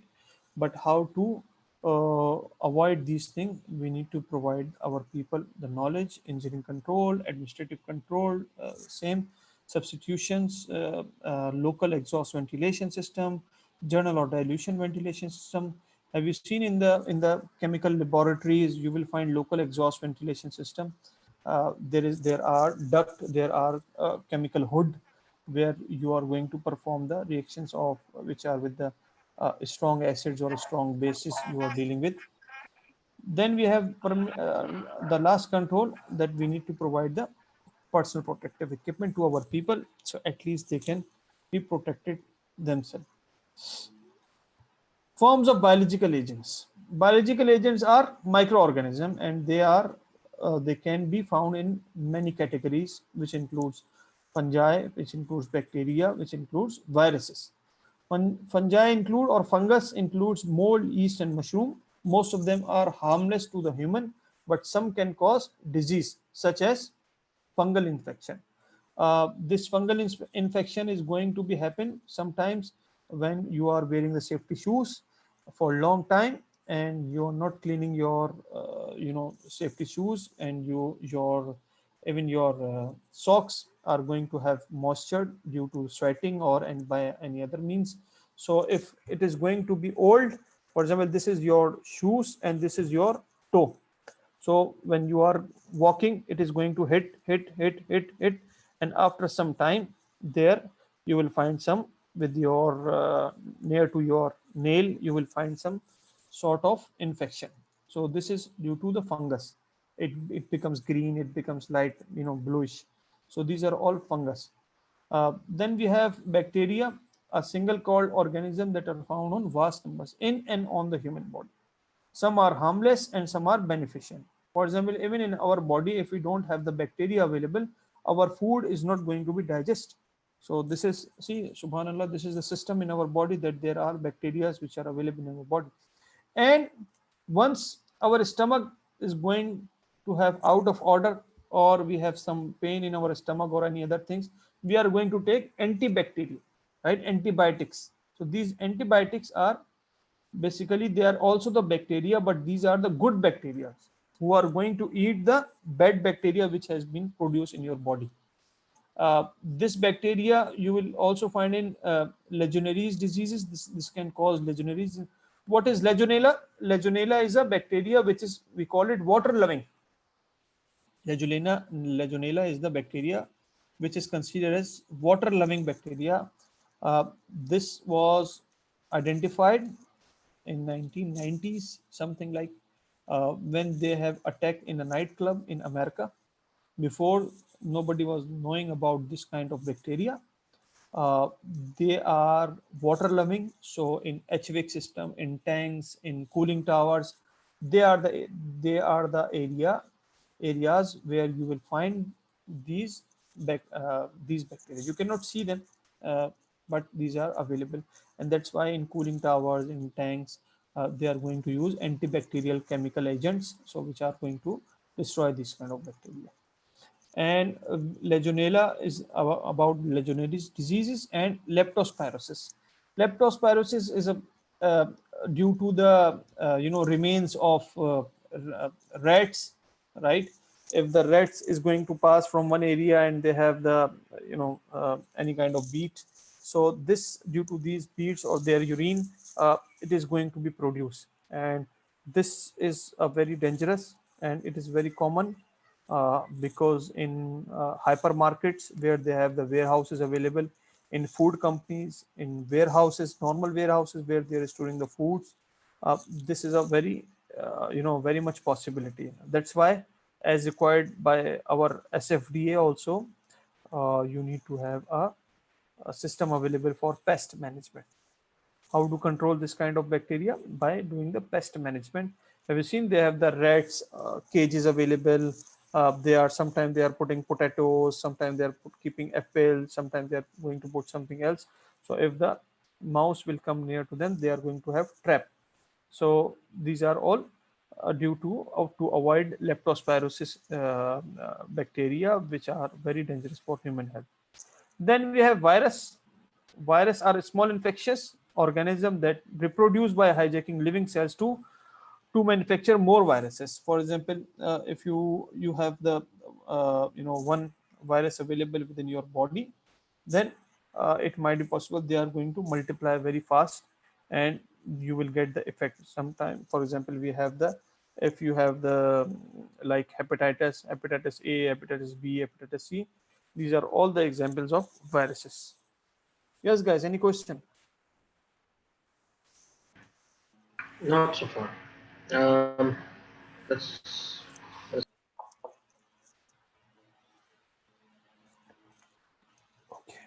Now we have radiation. Radiation, what is radiation? Radiation is the energy that is emitted by the source. Radiation is the energy which is emitted by the source. Categories of radiation, for example, ionizing radiation and non-ionizing radiation.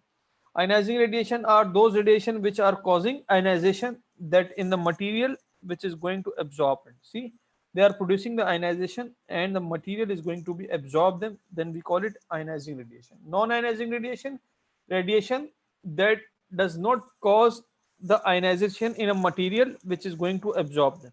In both the cases, the radiations are coming. In both the cases, the material is going to be absorbed. But if the material is going to be absorbed and this radiation is going to spread in the form of ionizing, then we are called them ionizing radiation. If this is going to be absorbed, but they are not going to what we call it integrate, then we call it non-ionizing radiations. We have different effects on our health due to ionizing and non-ionizing radiations, and also health effects, for example, acute effect and chronic effect. Acute effect, short term, for example, you are coming out of aircraft. So what will happen? You are having too much noise. So for few seconds, half a minute or 1 minute, your hearing power is going to be reduced, or you will not be able to listen accurately. Or you are coming out of generator room, or you are coming out any other kind of noise. So these are going to provide you acute effect. Then we have chronic effect. Chronic effect means that a substance has long-term health effect. For example, remember I asked you about we discussed yesterday about the asbestos having chronic effect. One time, if you are going to expose, it will not make any problem for you. Even for the noise, if you are going to impact for one time, it will not affect on your hearing power. But if it is a continuous exposure for a long time, then your hearing power is going to be reduced. And I also remember when I was working in my first job in Unilever. So I was in the steel department where we used to make the steel cans for the oil. So there was a conveyor from the top from where all the cans they used to come, and then they are going to be filled, and then they are going to be packed. So due to this conveyor, when they are going to start, uh, it is very too much noise, ton, because the canes come and they hit together. It was a long conveyor from the top they were coming. So ton. So we normally, when the line is going on, it was a continuous production. So we used to speak very loud. And when I used to come to my home and I'm talking with my parents or I'm talking with a family member, I had the same kind of accent. So they used to say, why you are shouting here? We are in front of you, we are sitting close to you. So similarly, those people who are working on the aircraft, for example, they are involved in the aviation activities, refueling activities, aircraft maintenance activities, they are always having high noise exposure. So you will find them, they are wearing the air muff, but it's not sufficient. Still, there is a lot of noise is there. So with the passage of time, they are going to have chronic effect. The hearing power is going to be reduced. We will also discuss about this hearing power in our upcoming slides. So what are the types of ionizing radiations? Alpha, beta, gamma, X-ray. Alpha, beta, you will find them. Alpha, gamma, alpha particle, you will find him. Radioactive material, smoke detectors and labs. Beta particles, you will find them. Radioactive material, labs and thickness gauges. When we say labs, which means some equipment they are using the alpha particle, some equipment they are using the beta particle. For example, we have HPLC, we have GC. They are using these kind of particles. Then we have X-ray, high energy electromagnetic radiation, X-ray machine, baggage security scanner. X-ray is one of the having high potential for the absorption in human body, and that's why doctor are taking your X-ray. What do the doctor do if you have a chance for fracture or sometime your stomach is not working properly? Doctor used to ask, take the X-ray, right? So because X-ray has the tendency to enter in your body, but beta particle, they don't have the tendency to enter in the human body. Otherwise the doctor will say, take your beta particle, take your alpha particle, rather than to take the X-ray, right? So in kingdom there is an authority, we call it K care, K and then K care, something like King Abdullah for the radiation authority. So whenever you are using the radioactive activities, for example, those people, maybe some of you will know about NDT, when you are going to perform the NTT inspection, for where you are going to check the structure of the tanks or the material structure, if the welding is proper, if the structure is proper, this technique is being performed. One of them technique is the X-ray, right? Those people who are working in these kind of activities, or those people who are working in the hospitals as an X-ray attendant, as required by the government in kingdom, you need to give them a special allowance, which is minimum 500 more than the other salaries, because they are the one who are always exposing to the radiation, which means that they are putting their health into the risk due to the employer activity. And there is a badge, right? There is a badge which needs to be attached with them, which is also going to absorb the radiation. And this badge or the device, it is a requirement to send this device to the KKR authority on quarterly basis, so they can check that how much radiation has been absorbed by this person. So it's a very critical activity. I mean, if you are being exposed for long exposure, you can have the cancer, genetic mutation, birth defects. Then we have gamma rays, which are electromagnetic radiation, for example, those which are used in industrial radiography. When I was working in my last company, we used to have NDT activities. We had the industrial radiography lab available, which is the very strongest type of radiography, uh, where you are going the X-ray gamma radiations, and the wall of this lab was 18-inch in thickness with lead in between them. So it is not going to come out of the lab, because we need to make the testing in the lab. So only authorized persons were allowed to enter in that lab, and it was very well secured. We have made it many times the third party inspection. So outside the lab there was zero radiation, because of it was designed by a French company like 25 years ago, and it has 18 inches of thickness, which includes the lead in between them, so the radiations are not going to pass through it. Then we have, what are the health effect of alpha radiation? If you see on acute side, nausea, vomiting, diarrhea, blistering of skin, hair loss, dermatitis, cataracts, reduced immune system, and infertility. And the health effects which are chronic, if you are dealing with them for long exposure, which can cause you cancer, genetic mutation, birth defects. Remember, Japan is still Hiroshima, Nagasaki, the kids who are born, they have the birth defects because there was atomic bomb, which means the gamma radiations were fired. So even after 70 years, I think 60 or 70 years, it was in the Second World War. So the kids who are born, they have the birth defects. and it may also cause the genetic mutation and the cancer. So these are very harmful radiation. We need to be careful. While the companies, they are performing the NDT activities or the X-ray or industrial radiography, they're required to clear the area. So no personnel will be inside this. They have made the boundary available. So inside this area, nobody will come. And most of the time this activity is performed in the night time. So the people in the surrounding, they are also not available. You can see the absorbing power. Alpha is miskin, even it cannot pass the paper.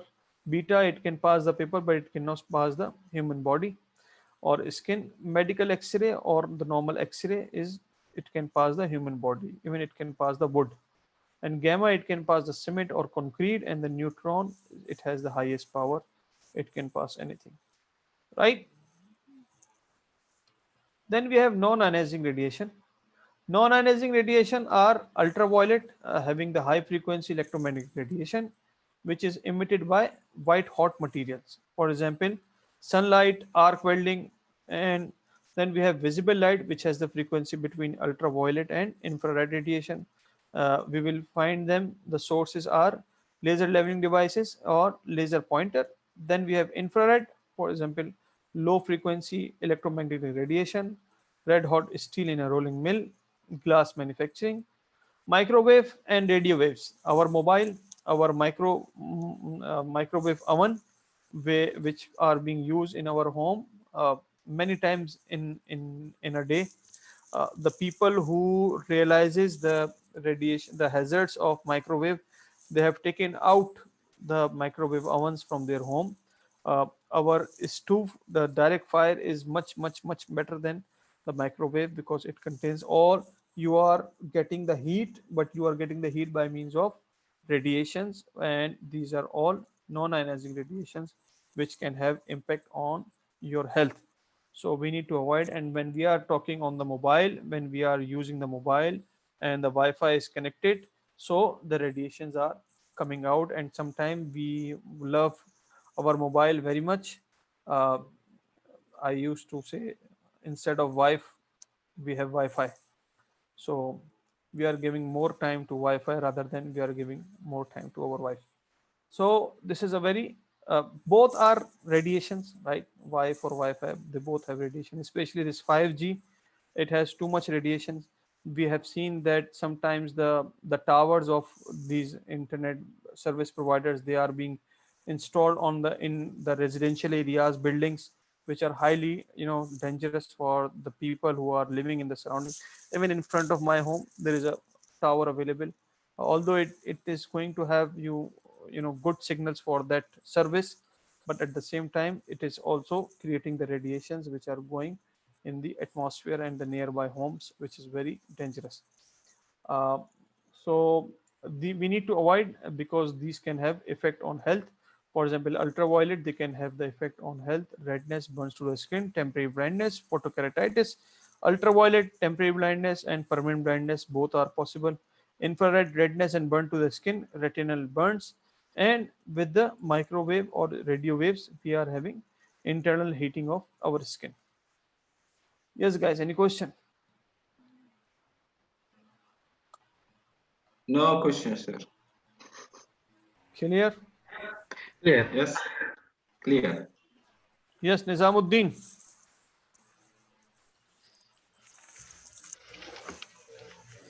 Anwaruddin. Yes, sir. Manasuddin. Abdul Jabbar. This is, a bit complex topic for those people Yes, who sir. are not dealing with the health. But sometimes it becomes more interesting because it is a new thing for us. So that's why I'm asking individuals if they are feeling any problem in understanding of this topic.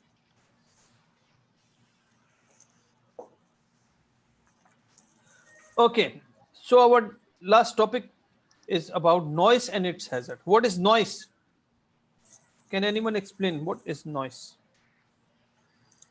If you are a pop singer, if you are a pop singer, then the classical music will be noise for you, and if you love the classical music, then pop will be noise for you, right? Right. Exactly. So noise, always remember about the noise, that noise will be Unpleasant. always loud and unpleasant, right? Noise will be loud and unpleasant. So why? Because if it is not loud, if it is not unpleasant, then it will not be a noise, it will be a normal sound. So noise has very much health effects, which contains short terms, which contains long terms. What are the short term health effects? It includes temporary reduction in the hearing sensitivity, temporary ringing in the ears when you are coming out of aircraft or you are coming out of uh, generator room. You will be having temporary reduction in the hearing, and sometimes when you are coming out of high noise area, you will find in your ears, right? Temporary ringing. So your ears are going to have ringing. Then we have long-term exposure to excessive noise, which can cause you noise-induced hear loss, NILH, which is permanent loss of hearing, right? And tinnitus, persistent ringing, that the ringing which was temporary, it could also be possible that it will become persistent if you are having long exposure of noise all the time. Apart from the hearing loss, you can also have the stress. We cannot survive for a long time in the noisy area. We have to go out of the noisy area, right? Right. These are some of the OSHA permissible limits for the noise. For 8 hours, OSHA require you to maintain maximum is the 19 decibel. Always remember the unit for noise is the decibel. Decibel means dBA, decibel. Decibel is a logarithm unit. It is not a simple unit. It is a logarithm unit, which means that the difference of 1 or 2 between 90 and 92, there is a difference of 2. It might be possible that this is not only the 2 unit, it can become up to the 20. So the difference between 90 and 92 is not like very small. It could be a very high because of the complexity of this unit. So 8 hours we need to have 90, 6 hours we need to have 92 maximum exposure. For the 4 hours 95, for 3 hours 97. So different time we need to have different exposure limits available, and that's why we need to maintain it always less than 90 in our areas whenever possible. Otherwise we need to apply the controls, we need to provide the PPEs, we need to apply the administrative controls, engineering controls, elimination substitution controls, right? In UK, they have 85 for 8 hours. In America, they have 90. Also in the kingdom, we have 90. In Pakistan, we have 85. How to measure the noise? There are different kind of noise measuring devices are available, which include simple sound level meters. For example, you are going to check the noise by means of this meter near to the machinery. From we are going to use it by means of a distance of 1 meter normally. So you will get the proper noise and you will measure it. And sometimes there are integrated sound level meters which are going to give you the noise with respect to some time, that how much time you have been exposed to how much the noise. Then we have dosimeter. These dosimeters are integrated sound level meters worn by person. Can you see this? This is the dosimeter. You will find these kind of dosimeter which are attached with the normally with in the powerhouses, in the maintenance on the generator maintenance people, those who are required to expose with the noise time to time. They are, for example, generator operator. Uh, Baseline audiograms are used as a reference against annual audiogram. What does it mean? This term, this statement means the baseline audiograms. Audiograms means when you are going to make your checking of your audiometry, your hearing power. This, for example, you have been joined in a company in January 2020. So at that time, if you are 30 years of age, they are going to check your noise. They are going to make your audiometry test. So this will be considered as baseline audiogram. But since your job involve you to perform the maintenance activity on the aircraft or the refueling activity, so after every year you need to check out your audiometry testing. So if this audiometric testing or the hearing power is going to be reduced due to your activity, then your employer is required to give you an additional extra allowance for these things. Otherwise, you can make sue against him.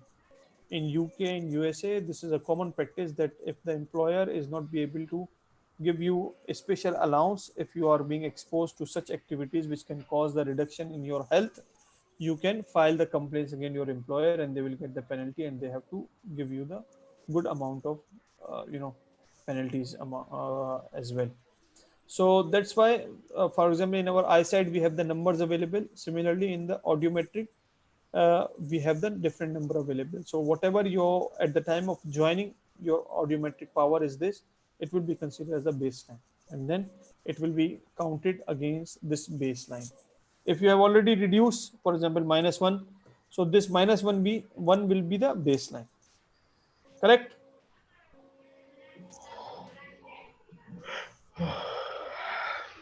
Who is taking the long breath, the deep breaths? So I think, me. Yes, too much to absorb. sorry for that. No. I thought that you are not be able to absorb too much. That's why long breath, so we can absorb everything. In Urdu, we used to say "Pani mein ghol ke pee lo," dissolve in water and then drink it. Right? So then you will learn everything. Take the book, put into water. When the water is going to be boiled, yes, so and the whole drink book it. is going to be absorbed, and then drink. MashaAllah. Put some salt. Maafi mushkil. Okay. So noise controls. What are the noise controls measures? Again, risk assessment. When we have too much risk assessment, the people they used to say that risk assessment is the backbone of health and safety, right? I remember that maybe I should give this example here or no, because Qatar is not good relationship with Saudi Arabia. But just my brother, he was working in QP Qatar refinery before last 10 years ago, 7 years ago. So he told that in Qatar, the government, they have started on the government level too much awareness about the safety and health. So they started in the companies and the government big billboards for hazards associated in the home, electrical safety, home safety. Too much programs on televisions and like that, rewards and recognitions those who are following these things. So he told that yes. So he told me, yes. Sorry, Mr. Anas. They Yes, you face continue. yes, they face problem when they arrange to World Cup. So a lot of association and people, they say you don't care about the laborers and no safety and like this, and they want make complaint with them. So for this reason they will Exactly. Yeah. So in UK we have 85 decibel. In USA we have 90 decibel, right? Okay.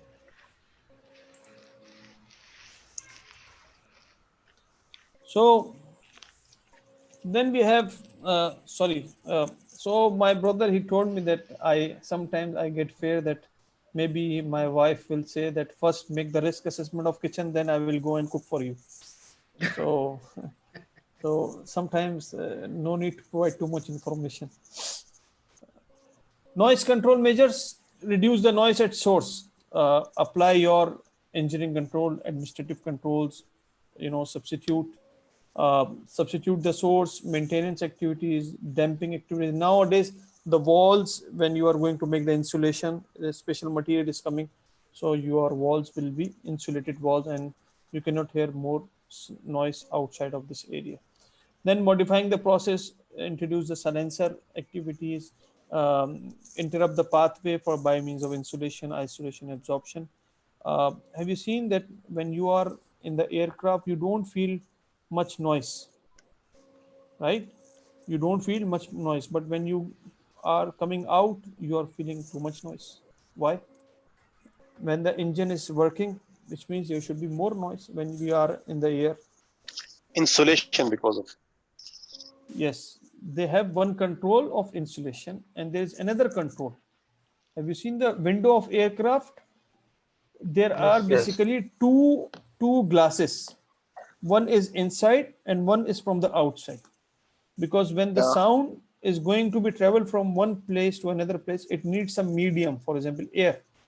So if you are going to put two glasses and in between them, there is a vacuum, so the sound cannot travel from one place to another place, right? So that's why we don't hear too much noise when we are sitting inside. Otherwise, there is more noise when the aircraft is flying rather than when the aircraft is on the ground. Clear? So protect the receiver by making the acoustic haven. Acoustic haven, these are the sort of cabins. Nowadays, the companies are introducing these things on the production hall, wherever we have the more noise. So the operator can go inside, they can make the reading, they can fill the log sheet, they can have any important discussion, and they can again start working. And the finally is the hearing protection. We need to provide the hearing protection by means of PPEs, so the noise can be controlled. At least our people can be protected with high noise. Yes, guys, any question? No. Anyone? Any question? Mr. Anas, Yes. about the BBE, I think when yesterday I see again the YouTube video, there are some part is missing in one video tube. It's about I think the day you give us the example for يعني classification of helmet and the about the ear protection and this thing. I not find it in any يعني video. Well, I don't know. Maybe at that time there is no recording, or at that time Yes, something happened. I think it's in the next meeting or the second meeting or the third meeting, but we not find it in YouTube. Okay. So hearing protection is the last control where we are going to keep our employees safe, right? Yes, guys, any question from the course? Alhamdulillah, we have finished the course. Alhamdulillah. See, how was that? Was it fast or slow? It Very became fast. hectic for you. I told you that because you are working in these days, so in the morning you are on work, in the evening so here, and the only thing which is going to be happen after this course is the sleep. You can't do any other thing.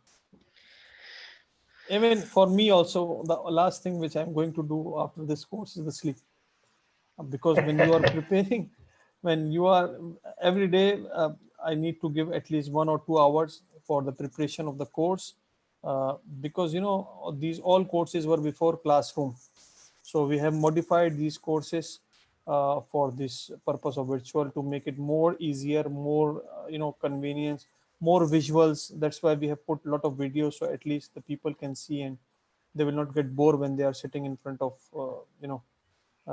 screens, because you cannot focus more time on the screen. And those people who are using mobile, they are always on trouble. They are miskin wallah, because they have to see the mobile for a long time. If they are using the mobile for long term, for terms of WhatsApp, for terms of watching movie, then mafi mushkil. There is no health effect. But when they are using the mobile for attending the training, you will find their eyes will become red. They cannot see properly. Their mind, it gets out. So these are all the possibilities. These are all the hazards of training when you are training on the mobile phone. Same like me, I'm using only mobile phone. Yes. It's ergonomic hazards. Okay, guys, any questions?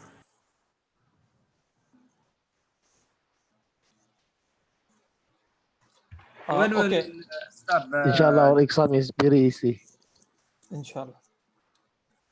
If you want, we can start now, or if you want, we can take break for 10-20 minutes and then we can start. It's up to you. I think take a break for Take a break. Okay, let's have a quick feedback. Whatever you think, whatever you have learned from this course, what are the positive things, what are the negative or the weak areas for this course?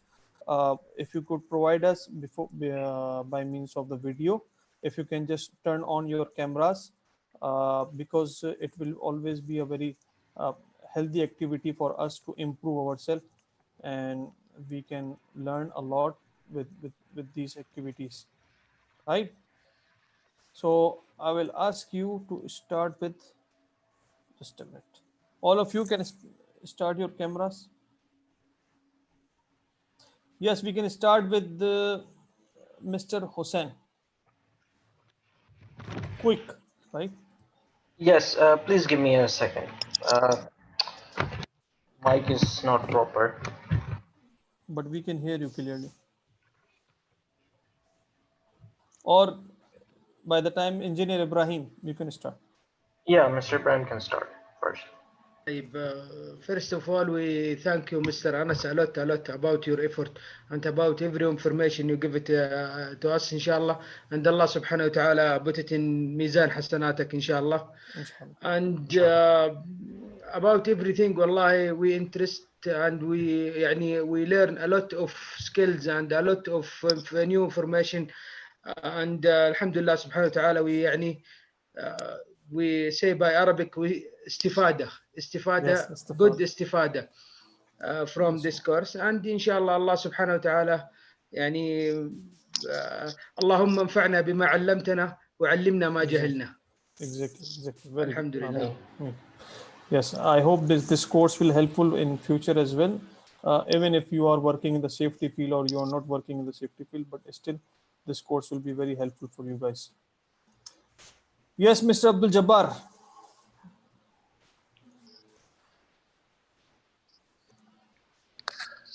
Bismillahirrahmanirrahim. I would like to thanks to all of us. We participate this training. I learned a lot of things. It has added my knowledge about safety. So What was alhamdulillah. the most interesting part of the course? What do you think? Any chapter or topic you like? You see that this topic is for me, something like that. Okay, awareness, sir. Awareness, because awareness about safety is the very important matter. Because we can use this one in our family, in our job, anywhere. Right. I'm very concerned about that matter, because before I don't care. Actually, I don't really care. Exactly. And I see in the place it has hazard, I remove some bothering in the workplace. I remove that one. Very good. This is the main thing, that if you are going to start the implementation with the course, then the things will remain fresh all the time. But if you will keep your book after the examination, and you will think that I will apply in my next job or whenever I get the chance in safety, then you will forget everything in next 2 weeks, 3 weeks. Khalas. Inshallah. Yes, Mr. Allahumma rabbana taqabbal dua. Inshallah. Yes, Mr. Sen, ready? Yes. First of all, I would like to thank you for teaching us this course. Thank you so much. Yeah, and because since I'm on the project right now, many of the things that you taught me was being applied over there on the project in Royal Commission. So what you were teaching day by day, it was an additional knowledge for me. The way I saw it before and after, it's different.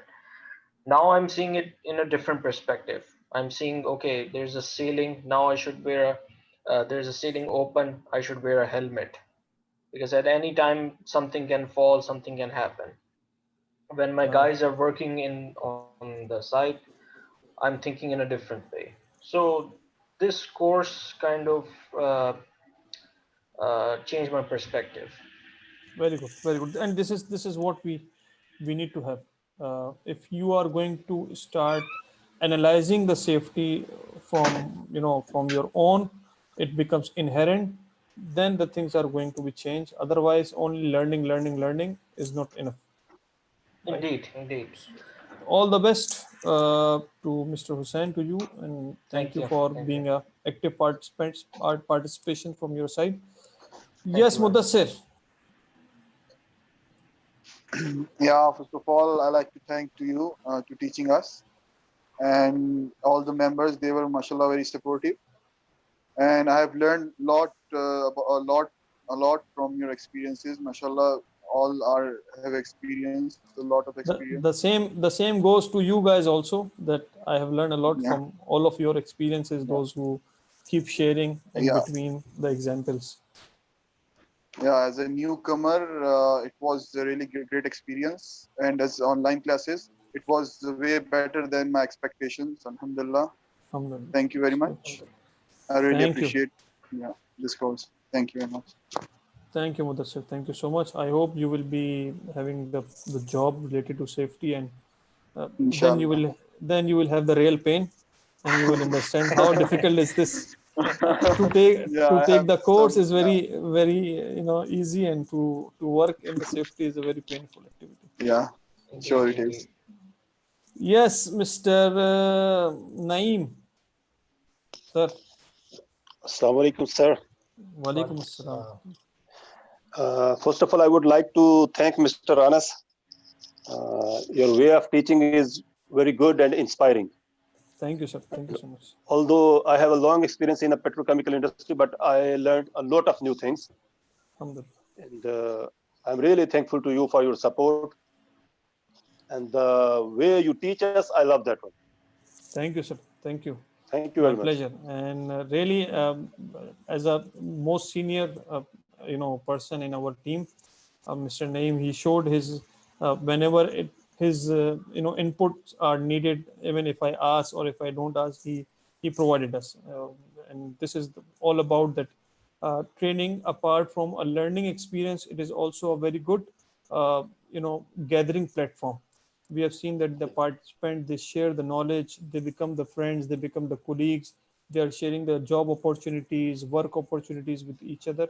Because now when you are going to know everyone in the training, so you prefer someone from, if any of the opportunity is coming in your company, so you will be preferring this group rather than someone from outside, because you have seen that yes, this gentleman was active during the training, he has taken the training, he has the skills available. So it's always a very good activity at the end of training we are having. Thank you very much. Thank you so much, Naeem sir. Thank you so much. Yes, Mr. Atif. Atif, available? Musa. Yes, Atif.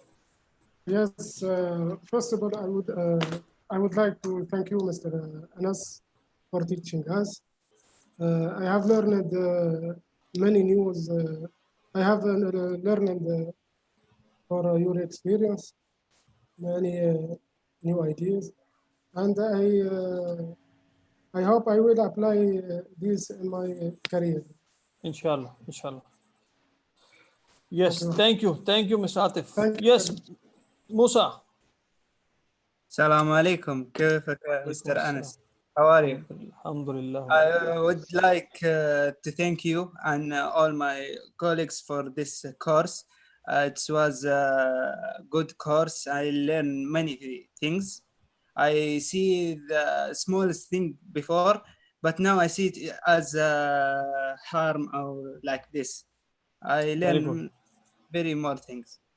Very good. And we hope that this course will also give you the opportunity to get the jobs in the safety department, so you can start applying these things, inshallah.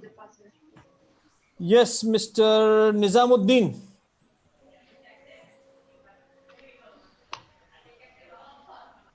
Yes, Nizamuddin. Good background. Assalamu alaikum. Walaikum assalam. I hope all are fine. Before the exam, all are fine. I'm really thankful to all. Yeah. Now.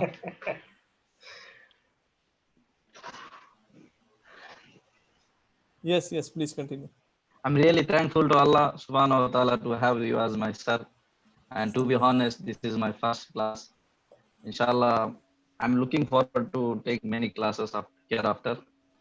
Overall, I really like this assignment and the test, whatever it is, straightforward.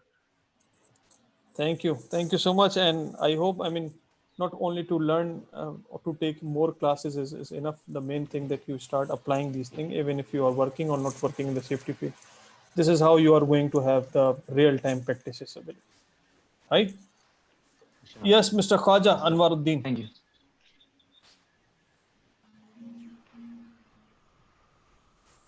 Yes, Khaja Anwaruddin.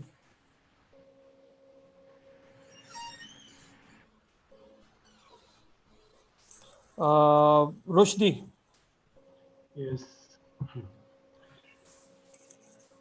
Just a minute. I am trying to open camera. No problem. If it's difficult, then no issues. Can I continue? Because Yes, please continue. No problem. I have seen you already. Okay, thank you. I'd like to thank you. Many of things we are learning in this course. The method of your teaching is very helpful. The video you are sharing, it were very helpful. Also, this workshop in each time, we come together as a group and we participate. This is give us more focus and more concentration rather than only listening for 4 hours. It will not be good practice. Also, this question in each call, in each time, in each meeting, this question also refresh whatever we take the last time. So in general, this was very helpful course, and this is good foundation for safety also. The most interested in the course is that it covers a lot of topics actually, and a lot of information in different topics. So it was a good foundation. Anyone want to add for his knowledge, now he can add and they go to more deeper courses in safety. At last, thank you very much. And this is second course with you, the same level you are preparing for each course. Thank you so much. You don't rely on your experience. No, you are prepared, and this is very good practice. Actually, thank you. Alhamdulillah. Thank you, Rushdie. Very encouraging remarks. Yes, Mr. Marwan.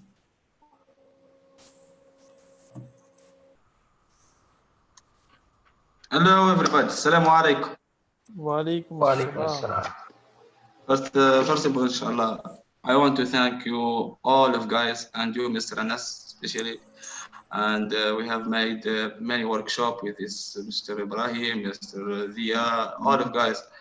Barakallahu fihum. I was got a course last month about MS with you. It's very good. And I learned more, a lot of things, a lot of information, and added in this course of New Bosch, not New Bosch. Inshallah, we'll do with you New Bosch. This course OSHA. Inshallah, mashallah, I get more information, a lot of information, and I hope, inshallah, to use this knowledge in my job, in my work. Inshallah. Thank you so much, Marwan, for being with us. I will call you, inshallah, in a few days, inshallah, about the Bush courses. I will prepare myself before taking things, because I failed GC 1, 2, 3. I don't want to repeat it again. No, see, being fail is not the criteria for any discouragement or getting more hurt. The thing is that we learn from our mistakes. So I hope that you will realize that what were the weak points. And another thing with Mr. Wasim, he is very good trainer, Mr. Wasim. Inshallah, I will repeat it before leaving Saudi Arabia, inshallah. Inshallah. Yes, Dr. Maad. Available, Dr. Maad? Yes, available. Yes, please. Abu Saad. Thank you so much, Mr. Anas.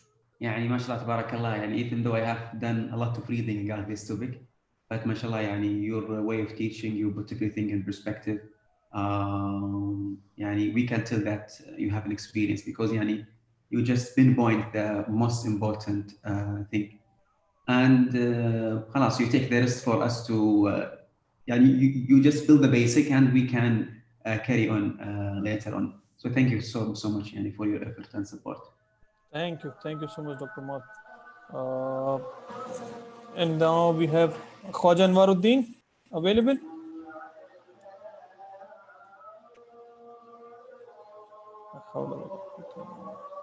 Yes, Afaq, please. Well, thank you so much, all of you, for being with us, and hopefully it was a great experience. It is always a pleasure to listen Mr. Anas. He's a great trainer. He's a great human being as well. It was pleasure to work to understand lots of things during our activity. Best part was the activity involvement of every single individual was really mandatory in this training, and this is an art of Mr. Anas, who trying to involve each and everyone in the course from the first second till the last second. Well, this is a really remarkable performance, all of you, and hopefully good luck for the exam. And I still remember my words. These 4 days was very fastest. It looked like yesterday we started this course, and today, inshallah, we will complete this course with examination. So hopefully we will put this knowledge into the organization, and good luck all of you for this culture. One small request, all of you, on behalf as a brother from my side, that no one teach you more than what you have teach yourself.